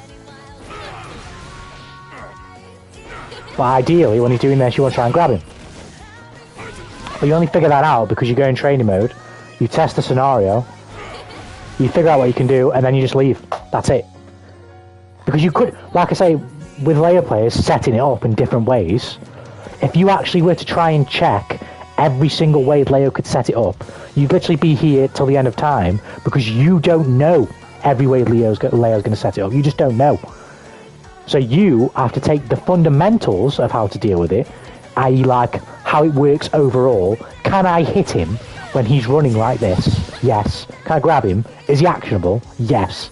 Right, okay. You take that fundamental understanding, you take that online, and you use it where you can, and where people manipulate it so that the answers that you found don't work, you then check those examples.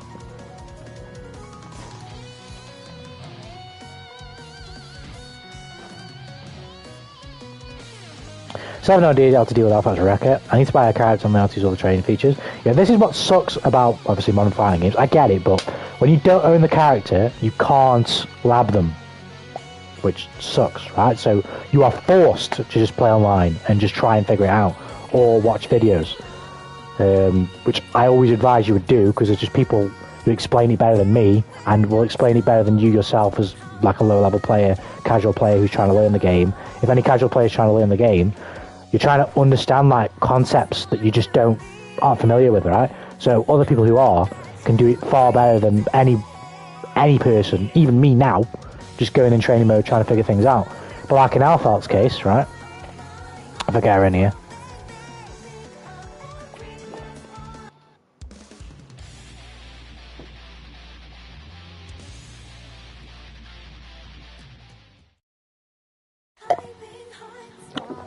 The way her Rekka works, and this is how some things work in fighting games in general, right? Sometimes the answer to dealing with something in a fighting game is you shouldn't have got it in the first place. That is how this move is designed. This move is designed, you are not meant to block this. Like, you are meant to get mixed by this. It's blatantly designed in a way that is meant to mix you. A casual player would never understand that concept. So when they deal with this and they don't block it, they'll get frustrated. A higher level player, or a player that understands the game a bit more like me, knows that this is meant to hit you. So what you have to do is try and not get into this sequence in the first place. So in Alphalt's case, right, she has unblockable, unreactable overhead low mix. If she doesn't have any meter, she can do an overhead or low, completely unreactable really, and end it with a safe move. She can go double mix, high, low, overhead, low, whatever. And if she does have meter, she can do double mix and cancel it if you block it, so she's safe. This move is not meant to put her in any risk whatsoever, for the most part. Once she engages in the actual Rekka sequence on hit, she is not meant to get punished, or on block as well, but it depends on how she does it, right? If she doesn't leave any gaps, she's not meant to get punished. That's not how it works. If she tries to loop it, this is where she faces consequence. Because she's allowed to go into it and do what she wants to do. She's not allowed to re-loop it. So like, if Alphalt, even on hit, right? If I do this, and she hits me, I can probably still poke out somehow. Maybe Jacko can't, but other characters might be able to. You can super, obviously, but that's an obvious one. In general, when you get hit, this is how Alphalt's loop works in the Rekka, right? When you go for Rekka, if you hit the Rekka, you can loop it for free, but it doesn't combo. So, if somebody gets hit by this, and you do this again, they're likely going to block afterwards because they're going to be holding block now because they just got hit. Right? So you don't do this. This is a gimmicky thing. It can work, but it's spur of the moment decision, right? What you're meant to do is go into one of your pathways. That's what you're meant to do. So as a player playing against Alphalt, you need to know when you can stop her from doing that. That's why she also has this. Because once you know when you can stop her from doing this, that's when she has to vary it up and do this. Because not all the responses that stop this. Case in point, right?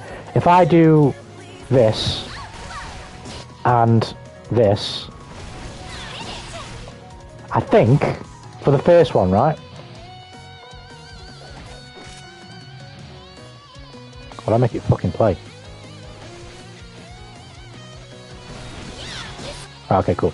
So, I'll just fucking...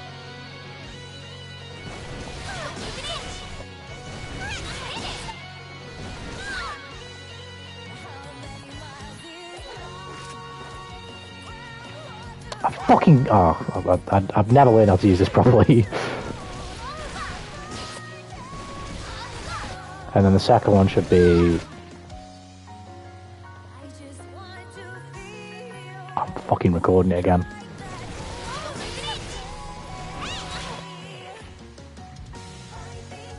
Why does this have to be so confused? Right.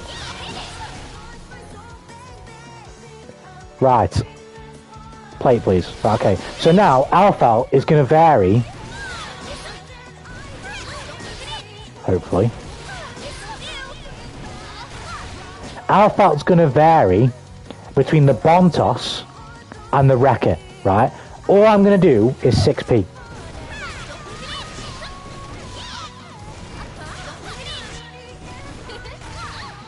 You see what happened there? So, I can't... If you time it right, you get the 6p here on the Rekka. It's a bit awkward. But it doesn't matter whether she hits me or she doesn't. The point is, right, when she does bomb toss and I do 6p, I whiff. I just completely miss her. So she gets the punish and a combo, right? But if she does the Rekka starter and I do 6p, I can hit her. That's where the variation comes in. She has to mix up what she does at the end of her buttons, because if you know where she can't Rekka you, so for example she does this,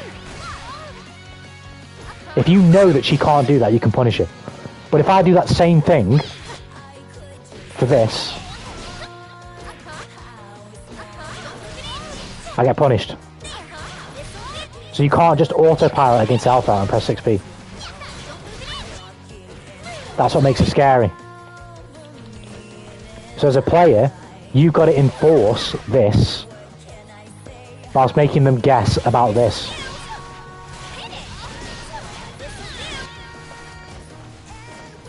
The reason why the Rekka is so good, and probably one of the best special moves in the game, if not the best special move in the game, is because the starter is so fast.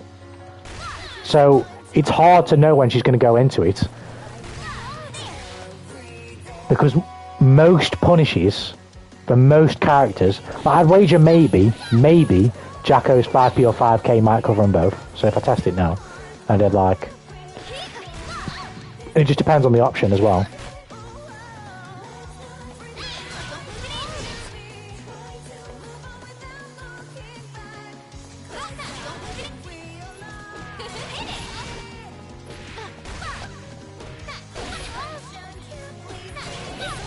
So he doesn't. So the reason why it's difficult to know what she's doing is because most of the options that you have to deal with her entering the Rekka don't cover the bomb toss.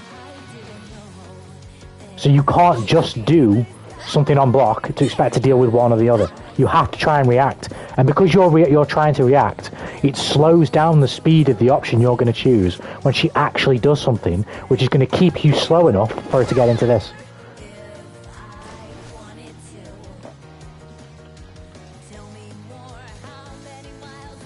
Fundamentally, that's a very easy concept to understand. There are two special moves that you have. Both of them have different things of which deal with them. Neither of them cross over. So obviously, you're going to want to threaten one or the other to a player that you're playing against so that they're guessing which one you're doing. Right? That's a very easy concept. To actually understand that when you've never done anything like that before and execute it, that's harder.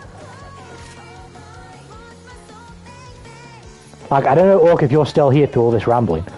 The concept of, let's get her in here whilst we talk about her. The concept of doing the Bridget yo-yo is an incredibly easy concept. It's something you put on the screen, and after 2 seconds, it comes back with a hitbox, and you time your entry with Rolling Thunder with that hitbox, right? That's a very easy concept to understand. But the reasons why they are easy to understand, they don't necessarily sound easy to like a brand new player. Like me, a casual player might see something like this and be like, why is that so good? When this is literally what people would say Bridget is good for.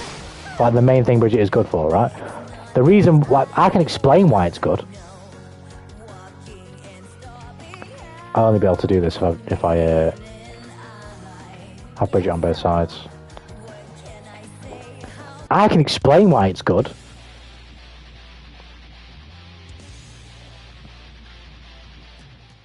But to a casual player, it doesn't translate the same. Because you don't have the understanding, and it takes time to develop that understanding and like efforted learning. So like if I have Bridget on that side, this is a bot, right? So if I do this correctly,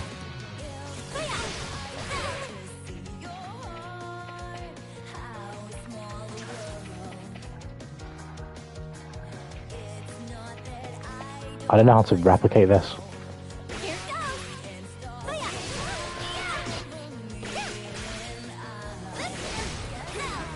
I needed to block the first hit, and then naturally block what comes afterwards.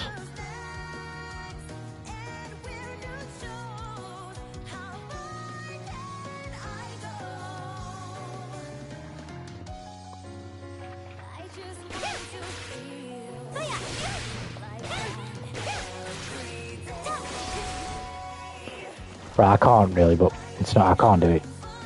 But Bridget, like Alfelt, has the ability to put you into guaranteed unreactable mix.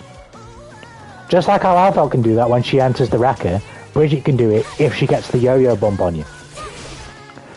All you have to do is time Rolling Thunder within a certain window of the yo-yo returning, and it puts the opponent in enough block stun that they can't do anything. So like if I set Bridget to do something on block here, don't fucking mess up my buttons please. If I put Bridget after block, I'll put Bridget to DP. Super, well Bridget doesn't have an invincible super, but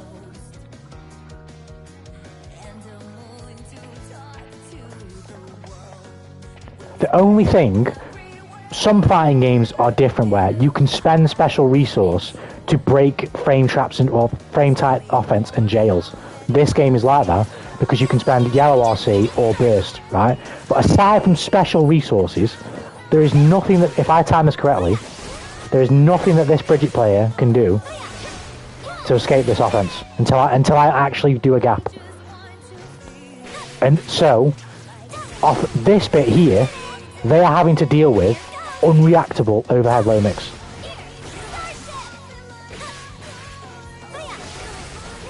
It's so fast that they can't react. It's impossible.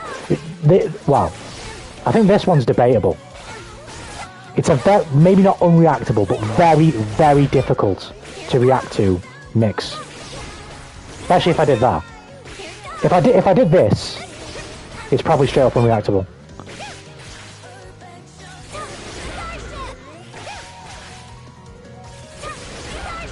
I haven't played Bridget in a while. But this is you cannot do anything about that mix unless you spend special resource.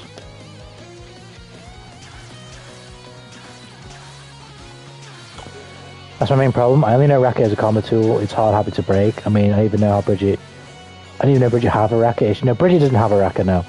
But Bridget has something like Alfelt's racket in the concept that it can make someone have to block ridiculously powerful mix. This makes another player have to block Bridget's mix. Fuck it, I haven't played Bridget in ages. Let's play some Bridget. But Wrecker can be used as a combo tool. Like if you have a combo where you use the Wrecker, you use the Wrecker. It doesn't matter. Like whatever you do at the end of the day.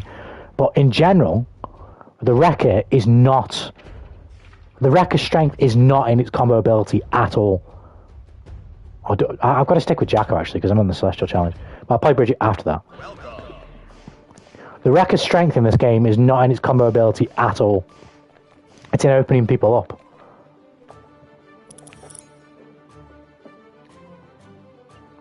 Are you ready?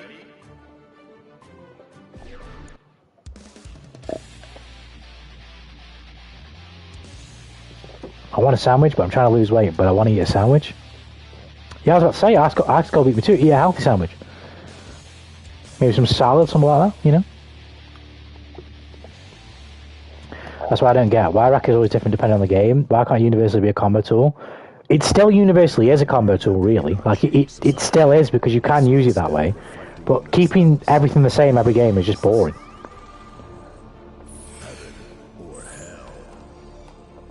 Like, I don't want to play basically the same game every time they release a new game. I want them to change things. Maybe don't change everything, but change a lot. This ping is terrible, by the way. Well, not the ping, the rollback frames are dying. See, Luke, that's that knowledge that I learned fucking ages ago about Leo coming into effect right there.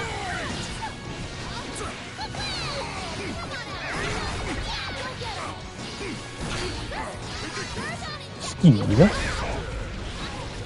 That still didn't work.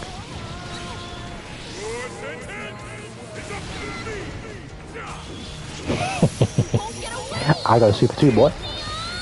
What did he really now? He has got a bar. Oh. Oh, he's dead. Oh, no, he's not. I don't know how this works.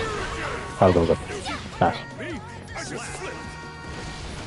Wear new shoes. I go. Oh, it's not close enough. Never mind. Right over his head. Beautiful stuff. Bounce. Bink. You might DP. No, never mind. Pick it up. Drop it. Thank you. Fuck, why have I just done that?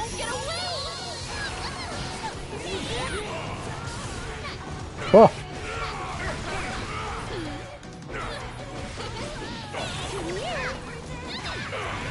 What? Okay. What? Okay. Just gonna hit.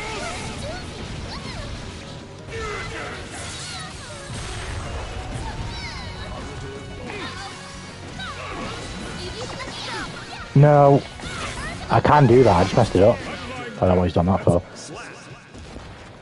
Isn't that hinder player-based growth? Who knows, but probably not. No. It's like DP changes its function depending on the game, or DP changes function. No, at least DPs don't. DPs for the most part work the same in every fighting game. DPs are probably one of the things that don't change.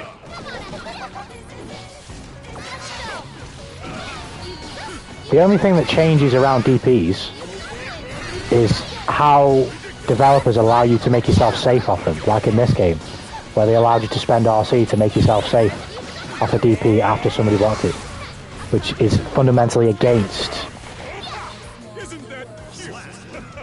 the idea of a DP. Usually, the idea of a DP is it's an invincible wake-up.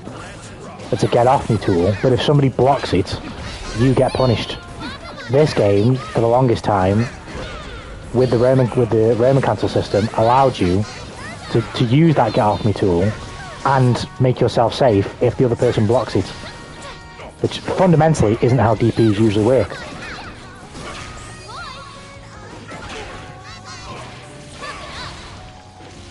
But for the most part, they don't change.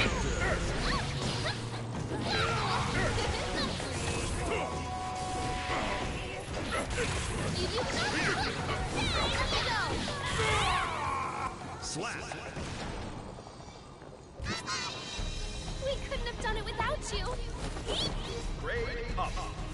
Oh shit, we got it.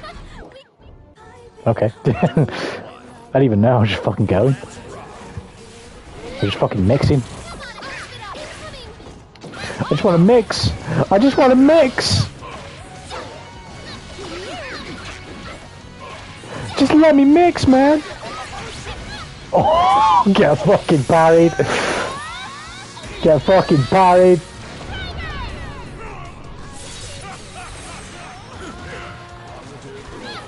Oh. Come here. Ugh. I've been watching videos of people playing your characters, montage streams. I feel it plays everyone in every fighting game. Yeah, 100%. Casey definitely rap sure. That's how I learned.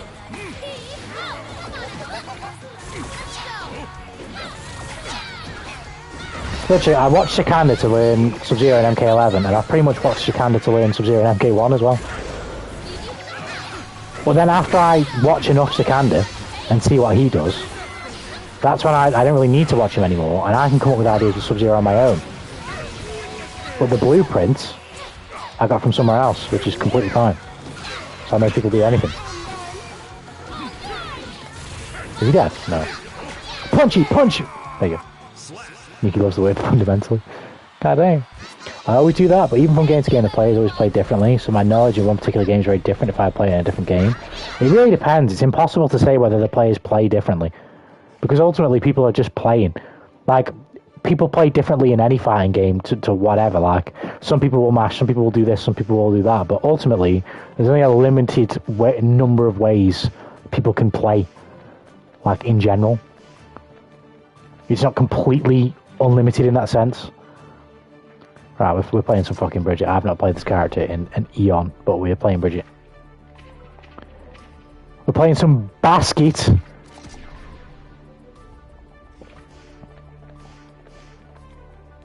Some basket. Some basket.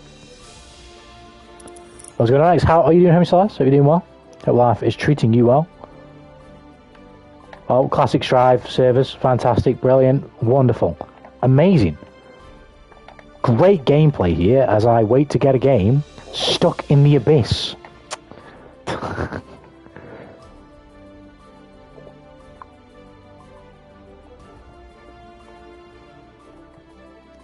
I can't move. I can't move. As soon as I switch to Bridget, the game just dies. It doesn't want me to play Bridget. There we go. Fucking hell. Thank you. Can I play the game now? Pile bunker. Are you ready?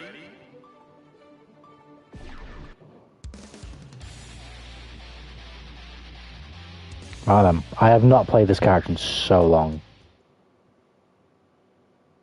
Mankind knew that they cannot change society. Is there universal mechanics and concepts in fighting games that not depend on hitbox, and frame data?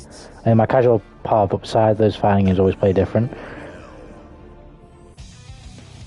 Well, there are some that don't rely on hitboxes and frame data, yeah, but in general, like, those things are just universally, like, normal. Like, in most games, most times, overheads are unsafe. Punishable even, most of the time. Like, it depends on what the overhead is. Like, in most fighting games, if your overhead is a launch and gives you a full combo, it's usually full combo punishable. Usually. That's just like a fundamental thing in fighting games for the most part. Same thing with lows. Like, if you have a low that's like a fast low that can pop up and launch, that's usually unsafe. Fundamentally in a fighting game, if something can give you a full combo, it is usually unsafe if it is a low or an overhead.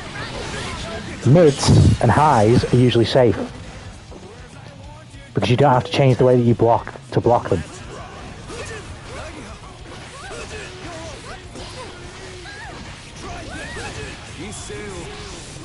Whereas overheads and lows tend to be less safe or have less blocks done, and say in this game's case, easier to avoid and backdash because they're quicker, or like usually it's the lows that are quicker and the overheads that are slower, but the overheads usually in fighting games give you like launches and like pop-ups for a combo. Shit.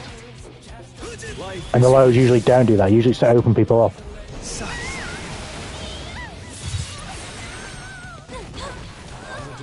Doesn't mean that's always the case, but it's common.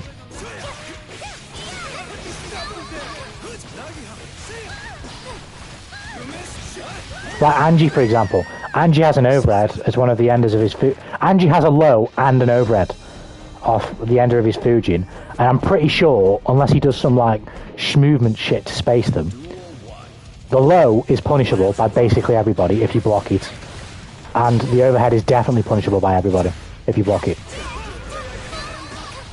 So that again follows like the fundamental sort of rule of what I've described there with lows and overheads.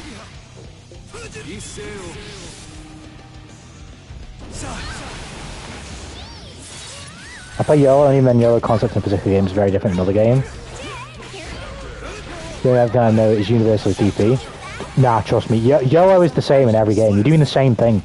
You're taking risks and doing the same. If you're playing YOLO in one fighting game, you're playing YOLO in another fighting game, you're doing the same thing. You're taking the same risks. You're probably doing the same things that are punishable on block, and the same things that people don't understand how to punish, and I don't know, like, you're doing this, you're ultimately doing the same things. You might be, the moves might look different or whatever, but they're the same thing.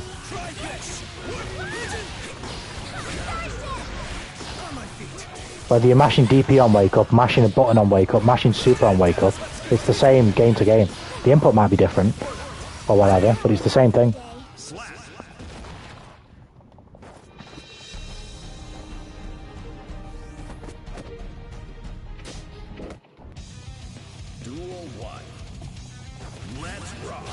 Like, every fighting game basically has characters that have fast base normals, so your standing punch in most fighting games is always going to be really fast. Your crouching punch is always going to be really fast. Your crouching kick is always going to be really fast. spamming them in one game and another is totally the same thing. Now go.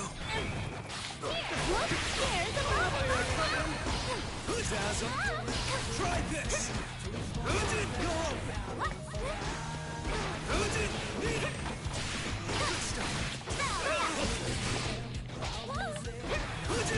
This guy is fucking sick, man.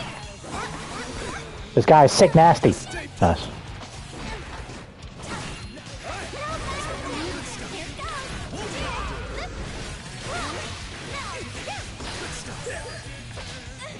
Fuck. It's a dumb idea now, I think about what I just did. Too solid. Duel 2. Let's rock.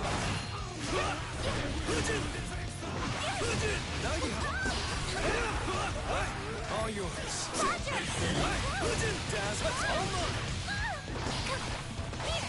All yours.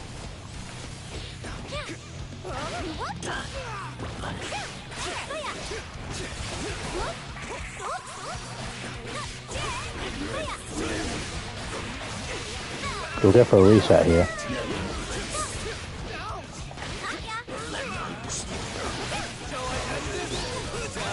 I knew he was going to do that. I was trying to poke him with the force slash. I tried DP. Fuck. Nice. Am I dead? Yeah, good shit. Nice. So I'm not in 4-8 yet. I'm doing what you're saying for a long time, or I need more experience. The floor system doesn't matter, but in general, if you're in a lower floor, it's likely because you have poor matchup knowledge of what everybody else does. You're likely getting beat by other people doing things that you don't understand. And making mistakes yourself, of course. Like, it's going to be a mixture of both things.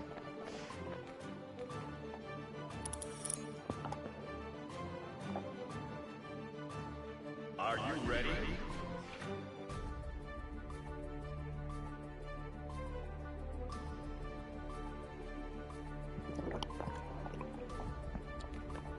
The hardest thing for casual players in the beginning, or just at low level, no matter how much they've played, is beating things that they don't understand how to play against, because they don't learn how to play against them. So of course they're going to continue to lose. That's just how things work. If you don't understand, if you don't learn how to deal with something, unless you spontaneously figure it out, which can happen, you're just going to be stuck losing to it, because you're not going to know the answer of how to deal with it. Duel 1. Let's rock. Watch us. Here you go. Miss.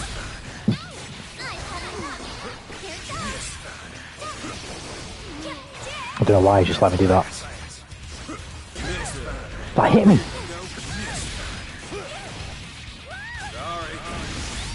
So even at low level I should research and learn matchup more.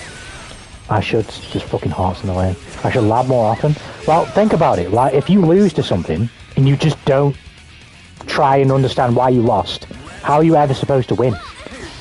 You could never beat something that you never take the time to actually try and understand. That's just it. Well, you could through luck of the draw and just bashing your head against the wall. It's possible, but it's not a method that's going to be like consistent for you. So especially if somebody knows that you don't know how to deal with a certain something, they're just going to keep doing it to you. I'm fucking rusty on this character, man. Jesus. Like I say, you can relate it to any sport. Like if you lose a game of chess, you have to try and figure out why you lost. If you just play the next game over and over and over again, people are going to figure out that you don't know what you're doing, and they're just going to do the same things to you over and over and over and over and over and over and over again. You'll never learn. You'll never be able to win.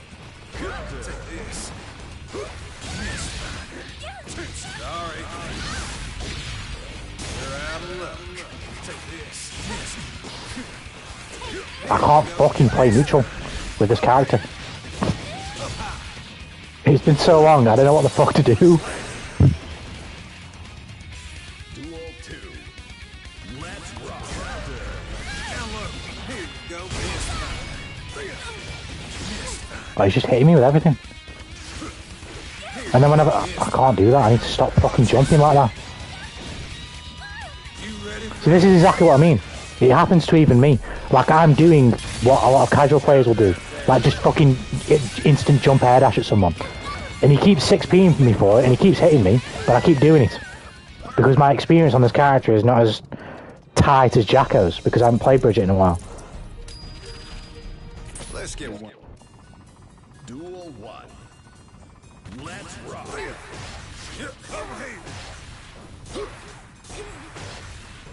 How are you supposed to fucking know when to press when he's...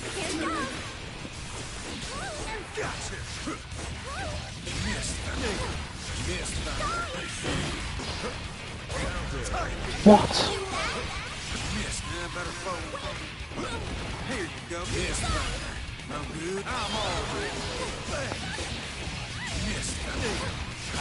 But I don't know what the fuck to do right now.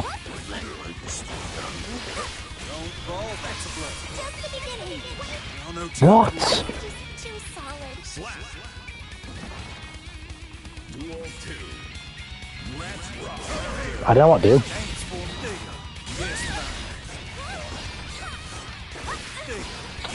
Fuck off, man.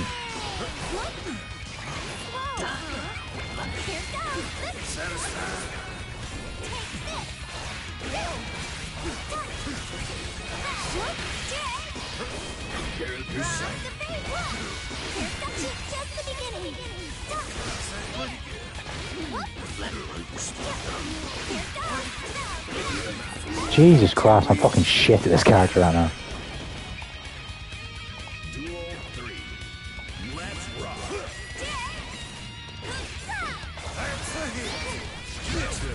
Here you go. Stay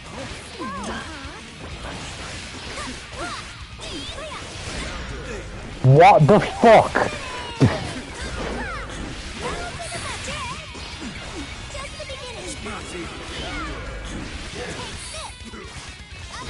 Oh fuck, I messed it up.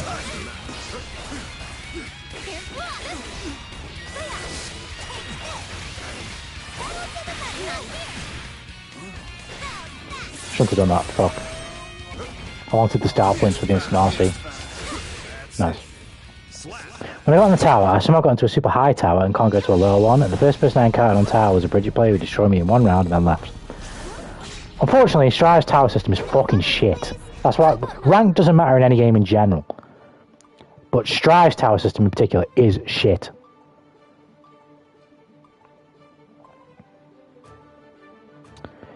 Thank you. I used to play over and over until I figured it out and have lucky win. Is that normal starting out? I just have to learn more. So you can do it that way, but that's just inevitably going more frustrating because you're going to lose more. You're going to lose more before you figure it out. Whereas if you go in training mode and figure it out properly, not even properly, if you just figure out fundamentally how it works, because you get to see the bot do it, so I get hit with it over and over and over again and lose, it's going to come with less frustration. Are you ready? But anytime like you win at low level, it's like you don't have to feel like it's bad because it's a lucky win. At low level, everyone is like you for the most part. They have a little bit of a clue of what to do with their character, but they have no idea what your character does. But that doesn't make your wins any less quote-unquote legitimate. Like, who cares? As long as you're having fun, that's the main thing. But to improve, it's simply a process of just picking up pieces of knowledge on the way. Well, Casey poses my problem with new tech as a low-level player. It's not I have to lab more than actually playing real matches. I recommend in general that you don't lab more. Whenever you, like I say, whenever you encounter something you don't understand, that's when you check it. After that, you just get out of training mode because you'll just forget everything. You can't overload yourself with information, especially as a newer player. When you play for a while, it's a bit different. You can check multiple things and do X, Y, Z because you've played and you know what you're looking at. You know what you're doing. When you haven't, it's not wise to overload with too much information. But in the beginning, you just learn one thing. You learn one relevant thing. Like if it's something that a character's doing, you learn how to deal with that one thing, and then you move on. When you get something else, you learn how to deal with that, and you keep picking up bits of knowledge along the way. Like I said, I've got over 1,500 hours in this game, so I've had 1,500 hours to learn what every character on the roster does. I still don't know everything, at all, but I've had that much time to learn my own characters that I decided to play and the things that other characters do. That's a lot of time.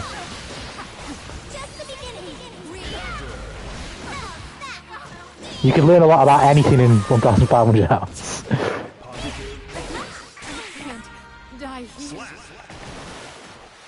Tekken is the worst. Ranking is so bad.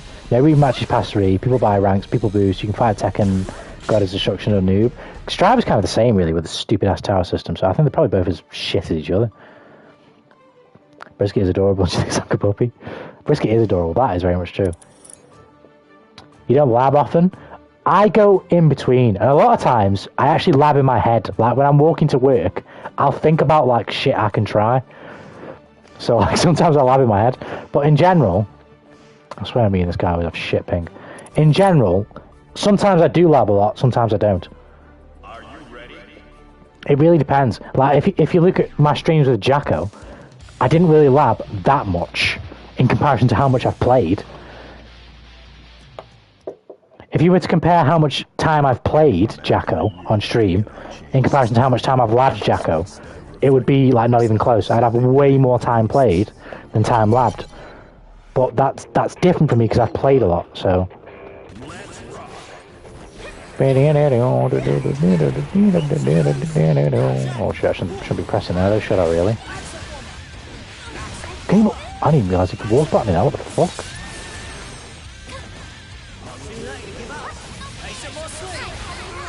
Wow, I've just bursted there. And then I jump into that. Not only do I burst and waste my burst, I also jump into him like an idiot. Really intelligent decisions there.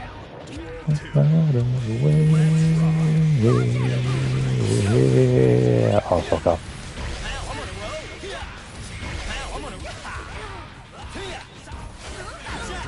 Fuck.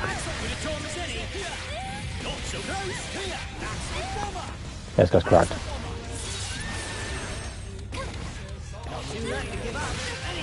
Ouch. That was good to sing and welcome to the stream. Hope you're doing alright. Life is treating you well. Tower is terrible. I just play part these days.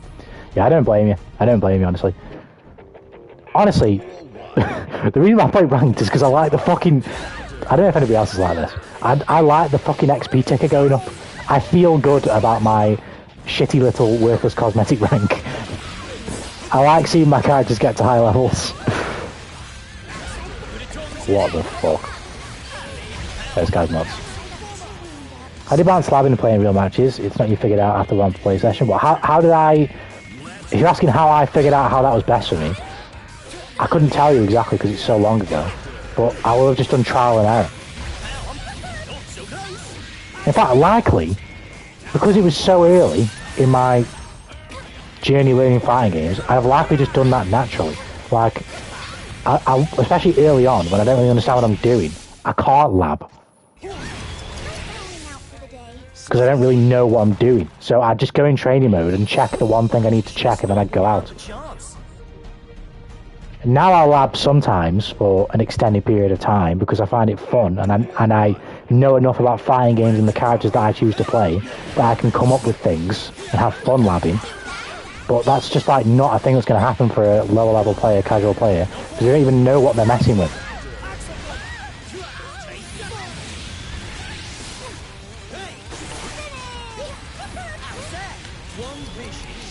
That actually hit me well. Okay.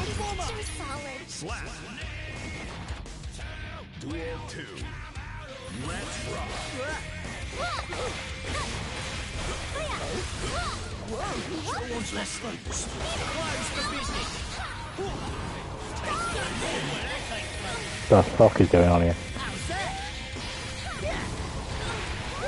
What?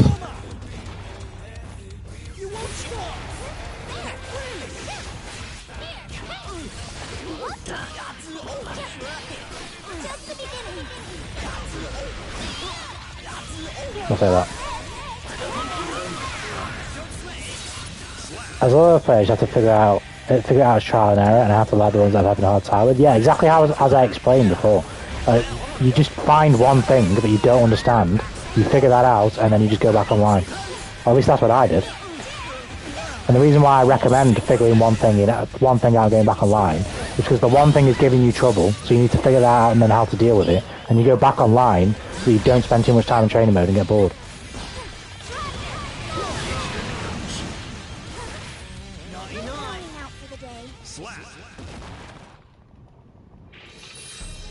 Need me to escort you home?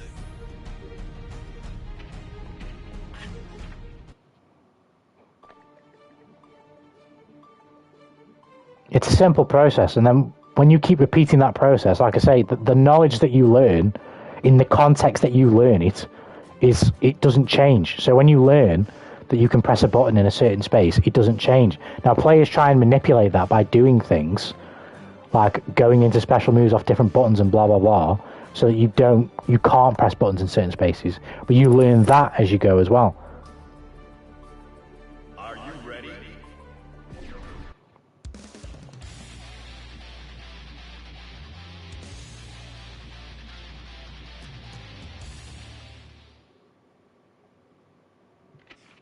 Mankind knew. I mean, it's not that same character can be my play session over and over, so I just lab it just in case. Yeah, when you lab something, it might happen, it might not. It's not necessarily so that you can just play against the character the very next match and put it to practice. Ideally, that's nice, because then you can do it straight away. But that's not always going to happen, because not everybody's playing the same character, right? So you just... As I block this. So you just pick up that piece of knowledge, and like I said, that knowledge never changes. So you just hold on to it, ready for when you actually need it.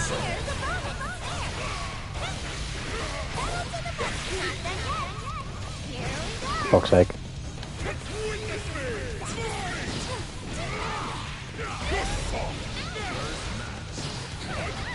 My DP was slow as fuck there, Jesus Christ, there we go. Now there's a matchup I'm bad at. I just find someone playing that character on tower and do like 20 matches against somebody as well. For me, yeah, I've done that before as well.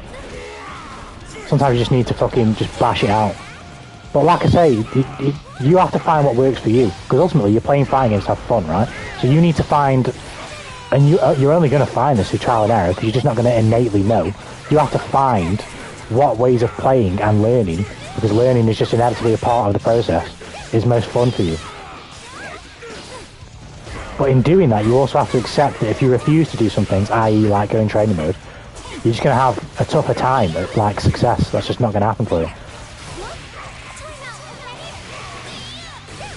Just like with anything, like if you don't commit yourself to learning something about the thing of which you're doing, if you come up against any other person that has committed themselves to some degree about learning, they're just going to win.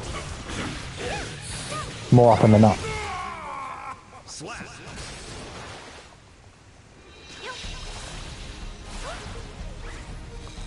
How do I convince my friends to play some fighting games with me? It depends if they're into the same ones. If you're in the same time zones and stuff, if you've got the time to do it. If they're not into it though, I found this very hard. Like, my friends are only into shooters and sports games. They will never play fighting games, ever. This will never happen, ever. I've never met someone IRL that actually plays fighting games, ever. Never. I met loads of people who are into gaming, but never one person who actually plays fighting games. Obviously, a rare character like, I'm guessing that's HC, that's stupid heart in the way, and ask it, is it still worth to lab them? Well, if you, like I say, you only go into lab after you play against a character and you see something you don't understand.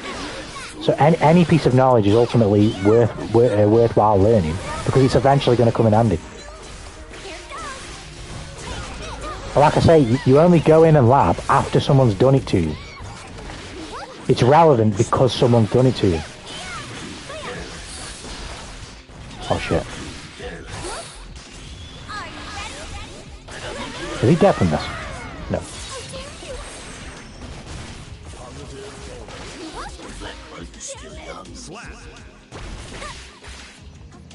Duel 2. Let's rock.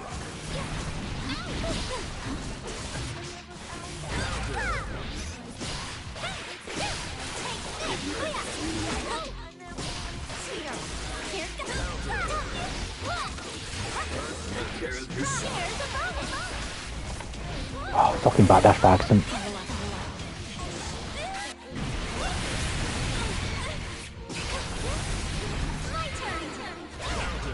I don't know why he's pressing that. Apparently, friends aren't into fighting games, and there's very little that can convince them. It's a niche genre, and it takes a lot more learning than most people put in. See, this is the thing, yeah. Most people don't associate playing games with learning. But all things, for the most part, are learning. Mankind. Duel 1. Let's rock.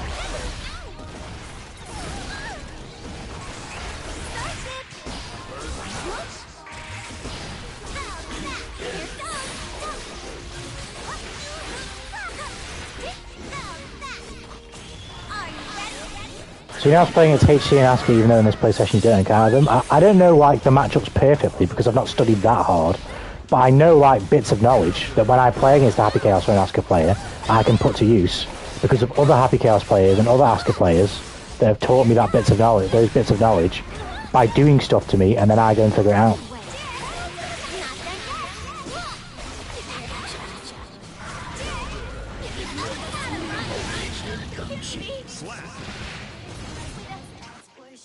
Duel 2. Let's rock. Like I don't know for a fact because I've never labbed it properly, but I have better ideas of where I can poke out of Happy Chaos gun pressure because I've played against so many Happy Chaoses who've done gun pressure to me, and then I've decided to go and figure it out either on the fly or in training mode. Both I've done for Happy Chaos.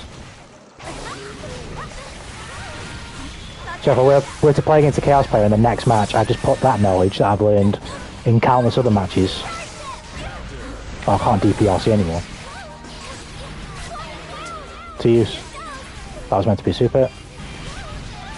Nice. Duel 3.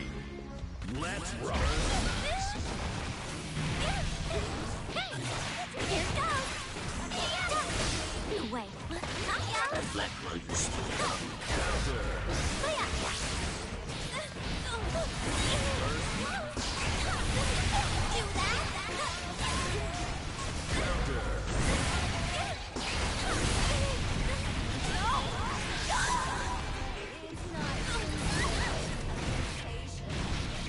Nice.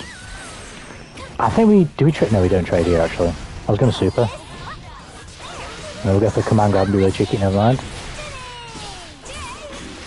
I knew he was going to 6B because he did it before, or 6 HS or something. He's got me though, nice. Also, I'm terrible at processing info in a short amount of time, and I can't predict my opponent, meaning that when I see him do something, I never know what to do. I never am able to read their moves. I get what you mean, Casey, but and pardon me if you wouldn't put yourself in this category, right? But for newer / lower level players, I was talking about this in the Discord. Because newer, lower level players don't understand so much, you kick yourselves too hard when you do things wrong, and you don't know what to learn. So when you do things right, you don't praise yourself enough, because you don't even know the thing that you did was that right? You don't know, like, the improvement that you made was good and you deserve a pat on the back for it, because you don't even know, like, the context of the improvement and how good it is, right? So, like, to go with what you said, essentially, when you're a low-level player and someone who hasn't really learned a fighting game before, or the fighting game that you're playing, right, run with me with this, right? What low-level players are doing, right? It's like, imagine if I asked you, don't picture anything else other than what I go with, right? I want you to stand on this balance board. That's what I'm asking you to do, first of all, right? But the balance board is suspended 5,000 feet in the air. I'm shooting missiles at you. There is a turbulent gale force wind being blown by the fairy of fucking destruction herself, trying to blow you off the balance board. Potemkin is twerking at the other end of the balance board and it's shaking the balance board. That's what fighting game is like for low-level players. You are doing basic things, right? For the most part. There are obviously more higher level things in fighting game, high level concepts and execution, blah blah blah. But for the most part, you're doing basic concepts consistently against another player.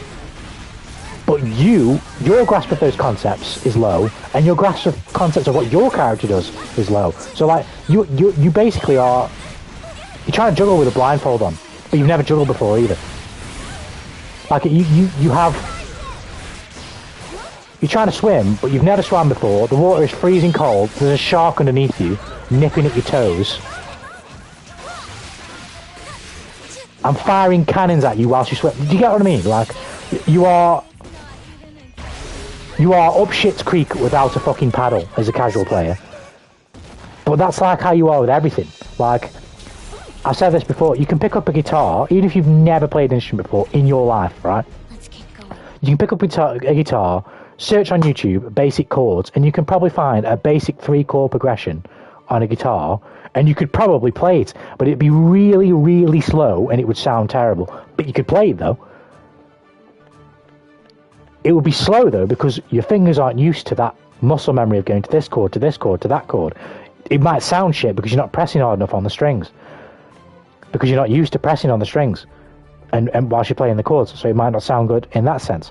And like, your brain isn't used to the timing of like strumming over a certain tempo or whatever, and then switching to a chord and keeping that same tempo, or changing the tempo, or doing this. Like, you are encountering concepts and executions that you've never done in your life, ever. So the thing that you're doing isn't hard, but understanding the thing that you're doing, that's hard, because you've never understood anything like it before. Are you ready? That's what makes it difficult. It's not that the thing is hard. There was a tweet I shared in the Discord that from another pro player, from another, like I'm a fucking pro player, from a pro player that describes exactly what I'm talking about. Big Bird from Street Fighter, he said, fighting games aren't hard to learn, and every game is uniquely hard at the highest level. However, what stops a lot of people is self-accountability, and it's more prevalent in fighting games because it's a 1v1. I think that's what most people confuse with difficulty. That's exactly the point. Fighting games are not hard to learn. Playing fighting games against other players, that's hard. But playing anything against anyone else is hard. Playing football against anyone else is hard. Playing chess against anyone else is hard. Playing fucking bowling against another person is hard. Fucking Are you ready? driving a car with other people on the road is harder than just driving a car.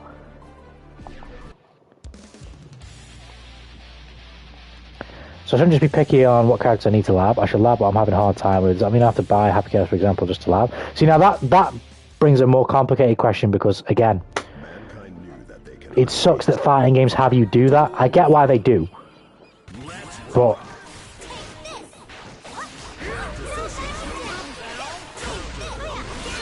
my initial answer would be you only do it if that's what you really want to do.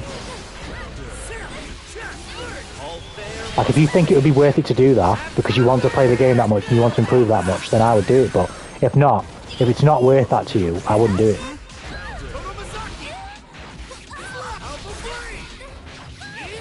Too solid. Slap. Let's go. Yeah, really easy to beat yourself up when starting out. 100%. Easy to beat yourself up and impossible to know when to give yourself some credit. I'm getting fucking mixed here. No, it's cracked. Oh my god, I'm so rusty on this character. Never wanted to run away.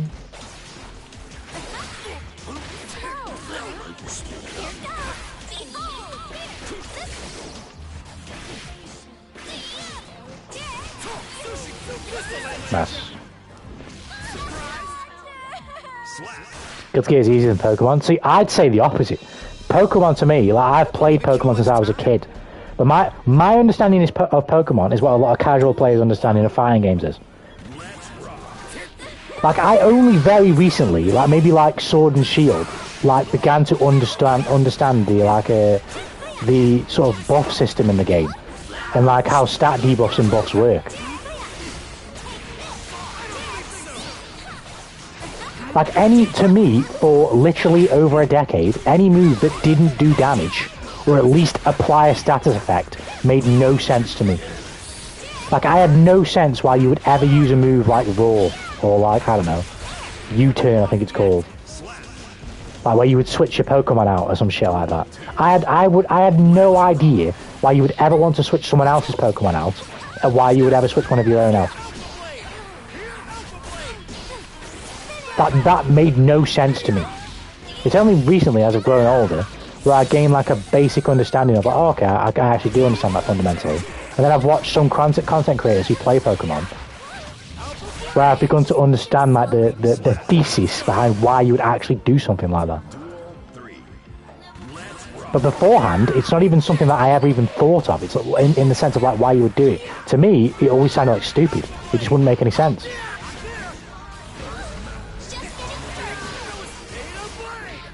That's exactly what casual players are like. How are you supposed to know, like, how something works, or whether you should understand a certain thing when you don't even understand what you should be understanding? Like, you don't have anything to stand on. It's impossible. And that's what resources are out there for. Going out for the day. Perfect.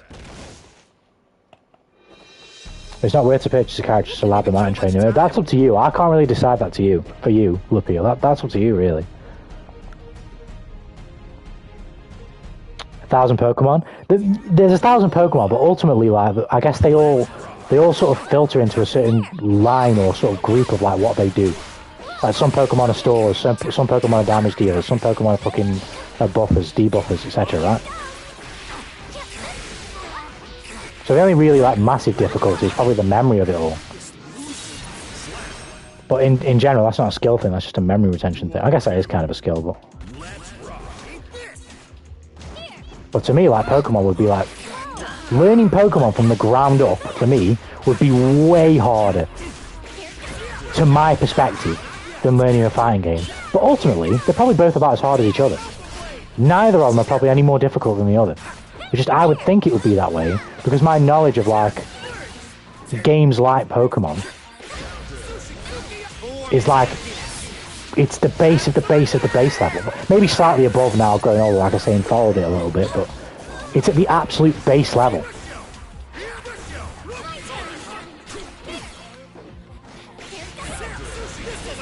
Shit.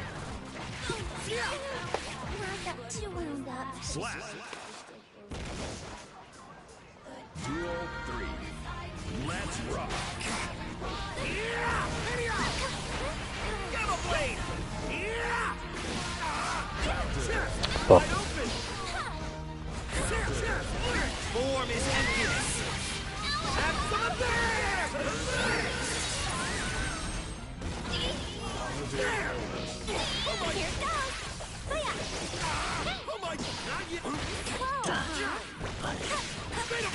No, man.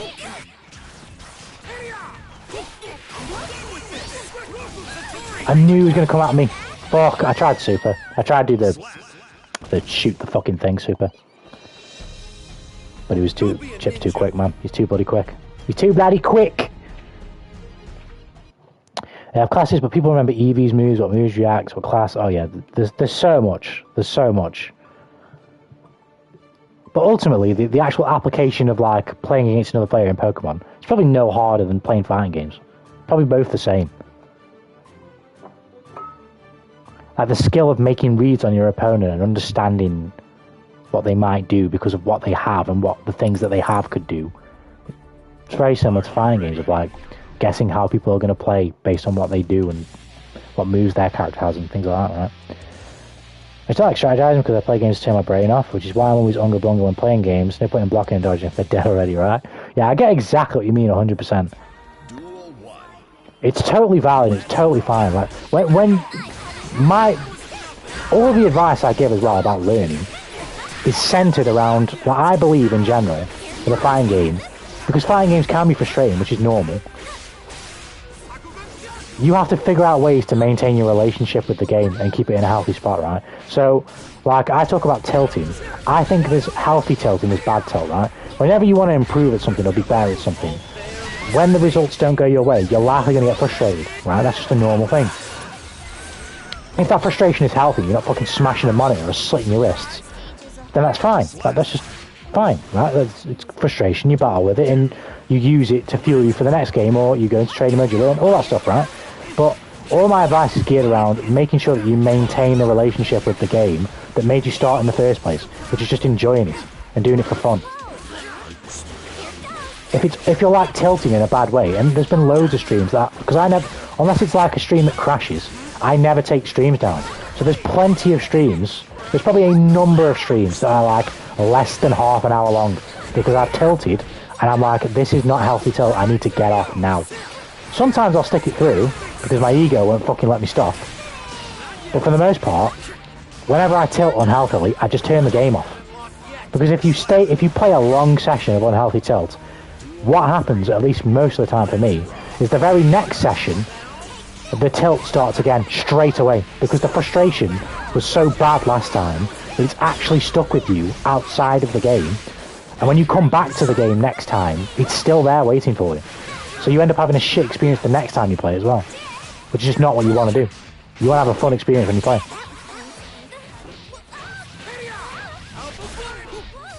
And sometimes I can tilt when I'm winning. Like, it doesn't necessarily matter about winning or losing. Like, I was tilting the other day when I was playing Jacko. Because I was playing so poorly. I didn't feel good about how I was playing. So I was tilting because of that.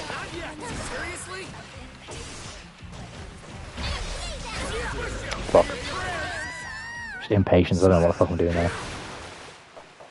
Whereas some days I can... I mean, if you look at probably the last 4 or 5 sets I've played now, I've lost 3-0 in, like, most of the sets. But I don't care. I'm having fun.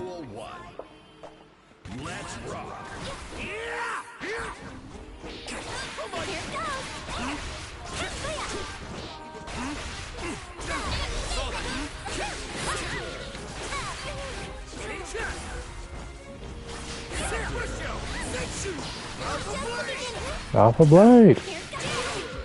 Alpha Blade up!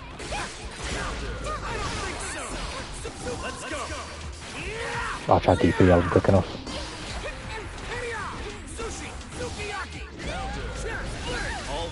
I never know what to do on chip fucking pressure, man. Wrecker pressure. We get a Marvel Capcom collection. I don't...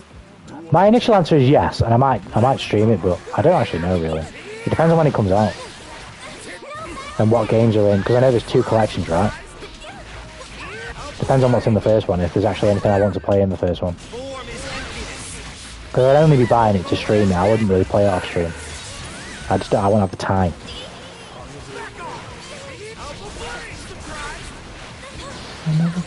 Oh, I'm just fucking brainless at this point. I come from a background of mainly strategy games, so I'm used to my games having dogshit tutorials and tons of esoteric tech to make things work. Translate well, honestly. I see, I feel you. Chip Wrecker's tricky as hell, man. I know what I should try and do, but I'm just not doing it. I need to, whenever he pauses, I need to throw it out like 5p, 2p. Be active. Sometimes block, yeah, but like here, not 6p. I've just said 5p. Stuff like that, that's what I need to do. Just put it in his face.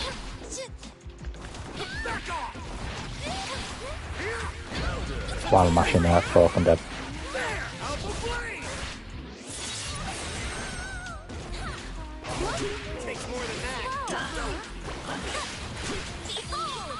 I keep fucking that up.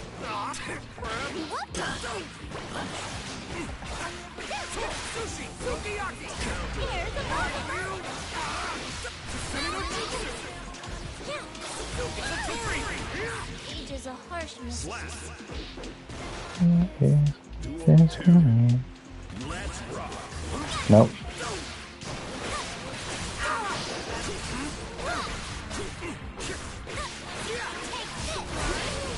Oh, that hit me, man. Wow.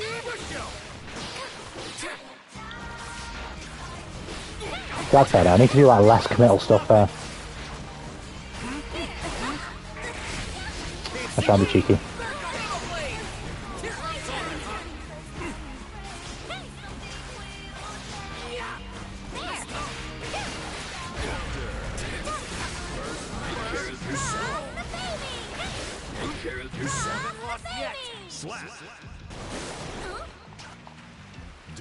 I'm not waiting for some to cry. Should have reacted there with 6p. Poor spacing from me there. I got fucking mixed.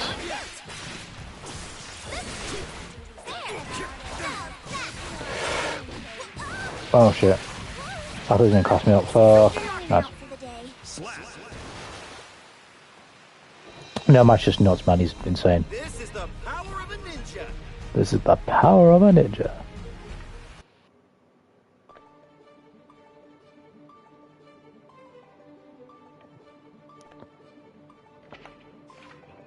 Right, I think I'll play one more and then I'm Gucci. I'm Gucci.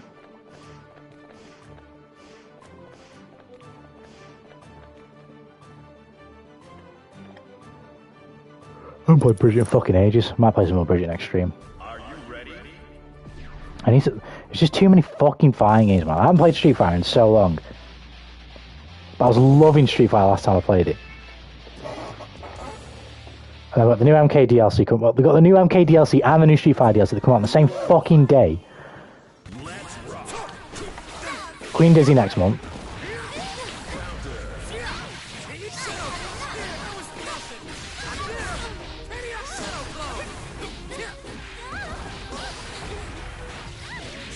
I'm trying to DP in space, so I just can't. I don't know. Boom.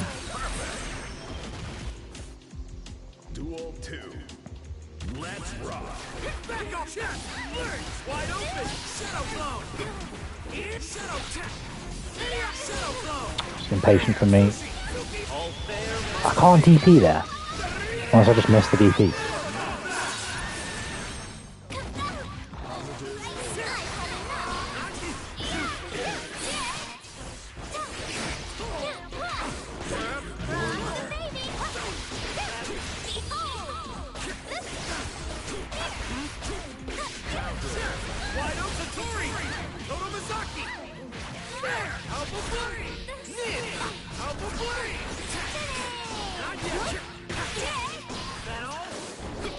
Ah, I'm a cheeky prick. I'm a cheeky fucker. I think I've done it straight away. I might have got away with it. I waited too long. Duel 1. Let's rock. Oh come on! I've got to do something there. I thought he was gonna cost me up.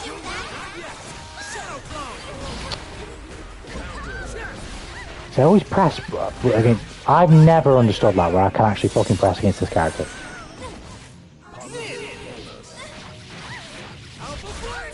Age is a harsh mistress. Duel 2. Let's rock. So he can cross me up. Oh shit!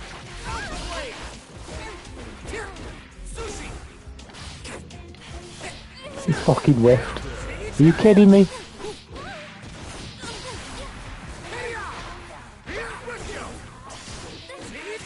Right, now I don't know what I can do. Now I don't know what I can do. I thought I could do maybe 5p in there. And do 5p 2k, but 5p 6k, but I can't. That's not a thing. Going out for the day. Slap.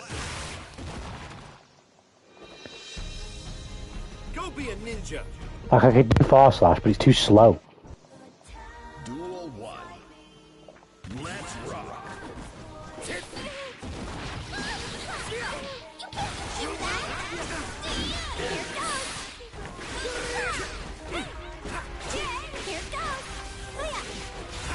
What the fuck is going on?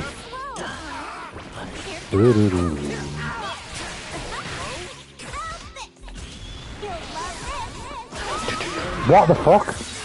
I don't like straight away, what the fuck?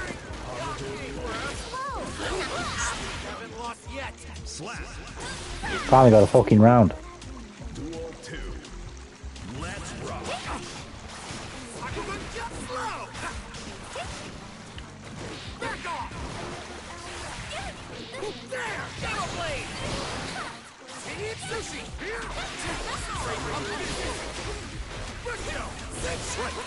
I don't know what to press because I can't combo into anything when he's not in my face. Shit. Age is a harsh mistress. Duel 3. Let's rock.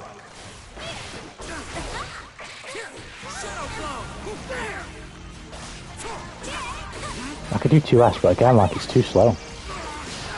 The recovery is too slow. If he reacts, he's gonna fucking punish me.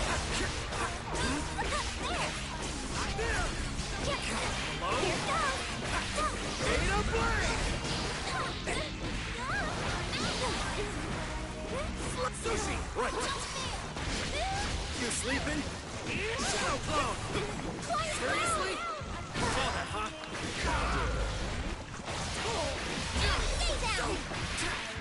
That was me!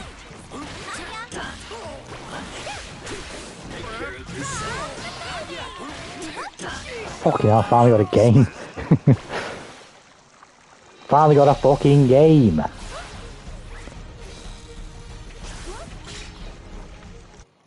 Oh dear. Right, I'd play more, but it's fucking late. It's nearly 1 o'clock in the morning for me. I don't want to fucking ruin my sleep pattern, but I shall be back tomorrow. I don't know what I'll play, because there's just too much fucking shit to play. I don't know what to play.